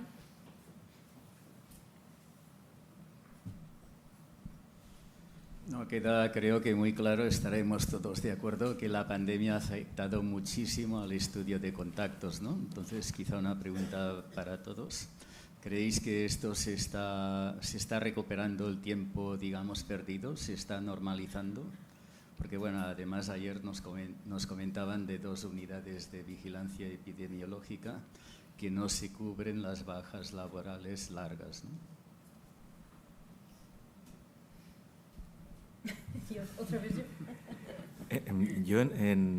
Yo hablo de la experiencia nuestra de Avilés. Nosotros en Avilés, pues al contrario que en otras zonas, después de la pandemia tampoco hemos visto un repunte de casos de tuberculosis, con lo cual no hemos notado que haya cambios, que tengamos ahora más estudio de contactos y más tuberculosis. Parece que estamos en las cifras que teníamos prepandemia, más o menos. No sabemos por qué. En los demás sitios está creciendo, nosotros no sabemos exactamente por qué. Son factores sociales, no lo sabemos, pero en nuestro caso tenemos esa experiencia. Nosotros, en nuestro caso, que en el Hospital de Belviche, no hemos notado la pandemia como todo el mundo, pero nuestra actividad asistencial no se ha visto afectada. Hemos atendido a todo el mundo como siempre, hemos realizado los mismos estudios de contacto con más o menos dificultades, pero en este sentido no hemos tenido dificultades. Ha habido otro tipo de dificultades más administrativas, o más con los fármacos, o más con el que hayan podido o querido venir al hospital, pero nuestros datos son los mismos más o menos que prepandemia. Aquí hay otra pregunta de... Perdón, sí, en Parmen. Sí. Yo, pues, a nivel nuestro, pues pienso que sí que nos ha afectado y nos cuesta normalizar y recuperar, ¿no? Por una parte, el tema de la notificación, pues sí que hemos detectado cosas que han de volver a su cauce y recuperar esas notificaciones y que llegue la información en tiempo real. Y luego, a nivel de recursos, pues tenemos muchas dificultades como servicio, ¿no? Especialmente por falta de profesionales. Faltan médicos especialistas en medicina preventiva y salud pública. Nos cuesta contratar. Ahora mismo pues tenemos 2 plazas vacantes estructurales en el servicio que no podemos cubrir. Luego hay burocracia porque somos administración, bolsas de trabajo y todo esto, ¿no? Pero que sí, que la falta de recursos está afectando. Faltan médicos y enfermeras. Es un momento en que los profesionales pues pueden decidir dónde van a trabajar y pues las condiciones no solo de horario y de que te guste el trabajo. Hay un tema económico que a nivel de salud pública pues con sueldos cuesta competir con los hospitales, ¿no? Y con lo cual nos cuesta encontrar profesionales. Entonces sí, tenemos dificultades. Y nosotros, si habéis visto la presentación mía de hace 2 años, que os expliqué que nosotros, la unidad fue cerrada y barrada completamente, ¿no? Durante la pandemia nos trasladamos todos a Vall d'Hebron a hacer COVID y tuvimos 2 cierres. Entonces, sí que toda la actividad de cribado de población vulnerable se quedó parada, ¿no? Y esta actividad la estamos recuperando ahora. Hace un par de meses que se volvió a hacer otra vez el cribado a todos los usuarios y entonces es cuando nos hemos visto colapsados, ¿no? Porque no es lo mismo con 4 médicos que con 2 médicos. Bueno, aquí hay una pregunta de Alejandra que dice: ¿cómo creéis que podemos incidir o mejorar a la detección en atención primaria? Supongo que va dirigida a Sandra. Bueno, en el sentido de que el documento decía que los cribajes de inmigrantes menores de 35 años, la atención primaria podía hacer el cribaje de manera oportunista. Supongo que se refiere a esto, ¿no? Bueno, yo creo... Micro. Es como quise finalizar también la presentación. Creo que eso es una puerta para comenzar a trabajar en el sentido de empezar a coordinar con CatSalud también, con los proveedores, ¿no? Para que estas recomendaciones puedan plasmarse en la actividad real, ¿no? Y se pueda coordinar esto de una forma más tangible y también que se pueda evaluar, ¿no? O sea, ahora mismo es un documento, desde mi parecer, teórico, ¿no? Que te permite focalizar en qué grupos de riesgo te tienes que focalizar, pero no está como aterrizado a poderlo operativizar. Y creo que aquí está un poco el camino para comenzar a trabajar en eso. Otra pregunta del chat, de Esther. ¿Podéis explicar cuándo estaría indicado en el diagnóstico de la infección tuberculosa latente la prueba de la tuberculina IGRA secuencial o simultáneo? ¿En qué circunstancias? Muchas gracias.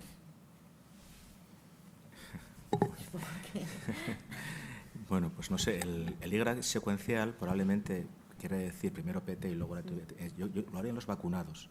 Y de forma simultánea yo creo que está indicado sobre todo en niños menores de 5 años inmunodeprimidos. Y de forma simultánea yo creo que estaría indicado en niños menores de 5 años inmunodeprimidos, sobre todo trasplantes de órgano sólido, VIH y gente que está con fármacos biológicos. Aunque yo repito, yo soy un defensor, igual estoy equivocado, en hacerlo simultáneo en todas las ocasiones, porque vas adelantando tiempo, operativamente es mejor.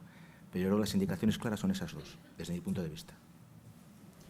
Yo creo que es una cosa un poco de organización y recursos, ¿no? Porque yo, aparte de la unidad de tuberculosis de las sanas, llevo la consulta de tuberculosis del hospital, y en el Hospital Vall d'Hebron, igual que en Belviche, se hace directamente los IGRAs, ¿no? A los pacientes que van a trasplantar, a los pacientes que se van a someter a tratamientos biológicos. Entonces, a nivel hospitalario es mucho más práctico, tienen ya su protocolo, hacen toda la analítica y directamente hace el IGRA. Yo no sé si queda alguna enfermera en el hospital que sepa hacer una buena tuberculina. Entonces, en una unidad como la nuestra, que tenemos la enfermera al lado y que vamos trabajando sobre la marcha, sí que nos podemos dar al lujo de decidir en el momento, bueno, a este le hago IGRA, a este le hago tuberculina IGRA, a este le hago la tuberculina si es positivo, le hago el IGRA.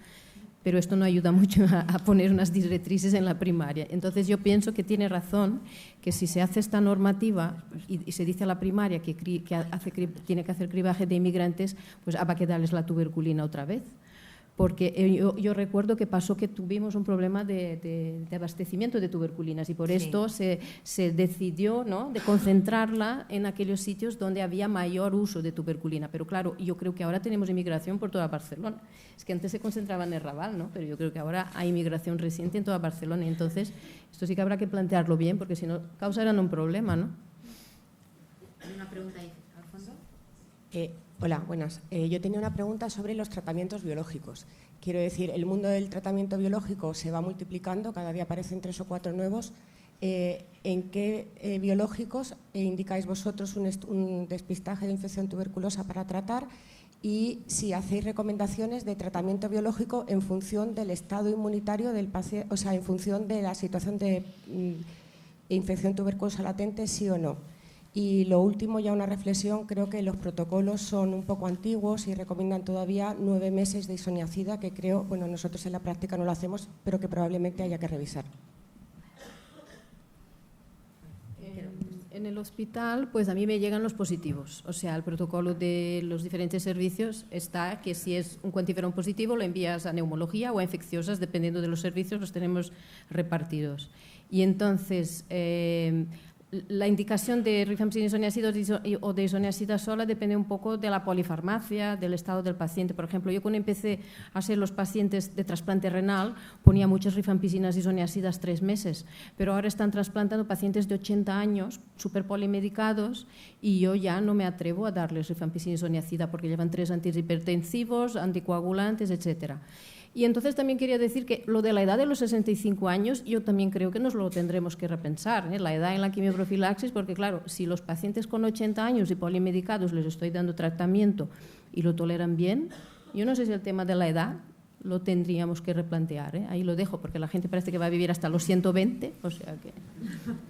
Bueno, nosotros, creo que de SEBA, ¿no? Sí, nosotros tratamos, bueno, los TNF, la mayor parte nos vienen de reumatología fundamentalmente y alguno de neuro, ¿de acuerdo?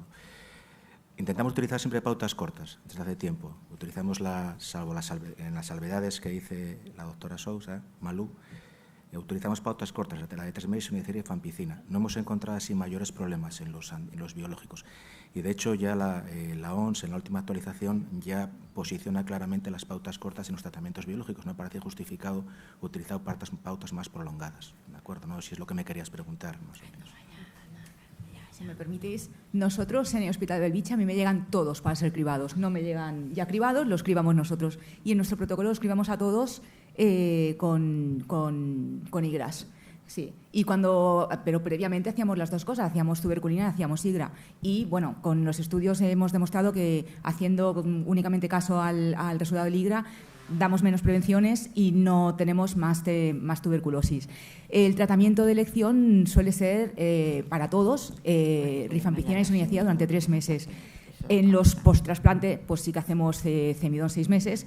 Y en los trasplantes lo que hacemos ahora es rifampicina y isoniazida 3 meses, lo damos por separado porque así el gemidón viene suplementado con vitamina C. Y es lo que hacemos y vitamina B12 es lo que hacemos y nos va bien. Y además, no hacemos en función del tratamiento biológico, si criamos con una cosa, criamos otra, porque los biológicos que a nosotros nos vienen, pues de reumatología, de digestivo, de dermatología, de un montón de sitios, hoy te ponen un biológico y mañana cambian a otro. Con lo cual hacemos el cribado directamente con IGRA y ya está. Nos queda tiempo para un par de preguntas rápidas solo. Joan.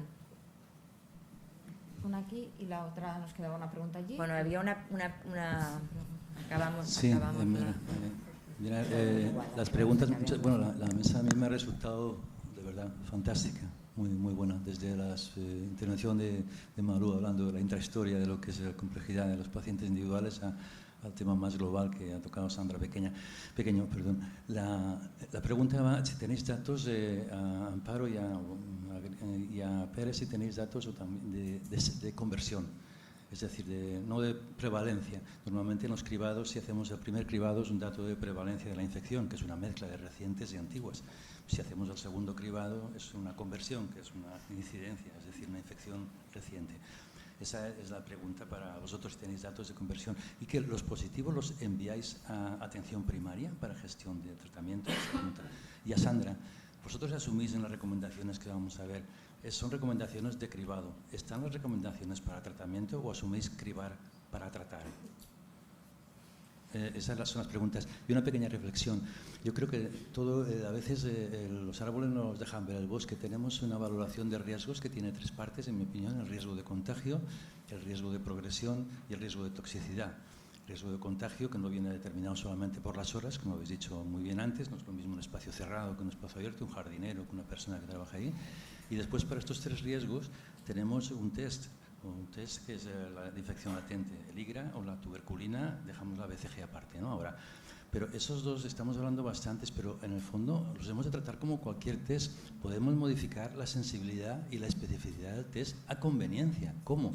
Pues si lo hacemos en paralelo y pedimos uno en paralelo para que los 2 sean positivos, estamos aumentando la sensibilidad. Y si lo hacemos en secuencial, para decir que si el primero es positivo, le voy a hacer el segundo, estamos aumentando la especificidad con sus valores predictivos correspondientes que se modifican según sea el interés de, digamos, actuar. El riesgo de toxicidad es alto, pues interesa que el valor predictivo positivo sea alto. Una persona que trabaja en un banco de sangre, lo que le interesa es que la sangre esté limpia, por lo tanto trabaja con sensibilidades altas. Entonces, si lo enfocamos desde ahí, todo se simplifica mucho. Tenemos que hacerlo en secuencial o paralelo y tenemos, no lo olvidemos, que son cuantitativos. Lo tenemos muy asumido siempre en tuberculina, que hacemos cortos de corte, de 5 o de 10, históricamente, según sea un cribado de contactos, un cribado general, y asumimos que es cuantitativo, es 5, es 10 o es 15. Y en el IGRA, pues tal vez habría que hacer algo parecido, por lo menos en la zona gris. Muchas gracias. Las preguntas eran las que he dicho al principio, perdón. No sé si os acordáis de las preguntas del... Bueno, yo ¿sí? no puedo ofrecer datos de conversión tuberculínica. No puedo ofrecer. ¿Dónde enviáis No puedo ofrecer datos reales porque ahora mismo no te puedo. Pero las conversiones no es el mayor número, obviamente, de los que tenemos, que hacemos con Quantiferon, ¿no? Pero los que a lo mejor de los positivos, así a grosso modo, la mayoría no son conversiones, igual, no sé, alrededor de un 10% de los que no salen positivos son conversiones que el primer Quantiferon ha sido negativo y el segundo ha sido positivo. Otros, que los que a lo mejor nos mandan desde Salud Pública, a lo mejor estos ya, como nos llegan más tarde, ya ha pasado ese periodo de ventana, igual el primer Quantiferon ya es positivo. Pero los nuestros que estudiamos pues a lo largo de los 7 días del diagnóstico, que el primer Quantiferon es negativo y el segundo es positivo, es una parte minúscula, a lo mejor es como mucho entre un 10 o un 15% de los contactos. En nuestro caso, Juan, sí que tenemos datos, pero no me atrevo a decirte de memoria exactamente el porcentaje. No sé si Joan Pau o Àngels mismo a lo mejor lo recuerdan, ¿vale? Pero sí que... Y no sé si preguntabas también el seguimiento de la infección latente. En principio nosotros se hace casi en la totalidad desde Drasanas, el equipo de la doctora de Souza. Puntualmente hay algunas unidades clínicas que lo hacen de comunitarios, aparte de convivientes, casos muy puntuales. Bueno, añadir un poco a lo que dice Pera, que el seguimiento de la infección tuberculosa latente, el registro de este seguimiento se hace desde la Agencia de Salud Pública y registramos el seguimiento de todas las unidades clínicas de la ciudad. La doctora de Souza y su equipo hace los laborales, pero los estudios de contactos familiares se registran de todas las unidades clínicas de la ciudad. En relación a la pregunta que me ha hecho doctor, yo creo que si se plantea el cribaje es bajo la consigna de que la persona está comprometida a hacer el tratamiento. O sea, cribar por cribar creo que tampoco no tiene ningún sentido de ser, ¿no? Si no se va a tratar a la persona. Quedan preguntas en el chat, pero el doctor Cailá nos indica que tenemos que cerrar la sesión. Por tanto, muchísimas gracias a todos y volveremos a reanudar a las 11:20.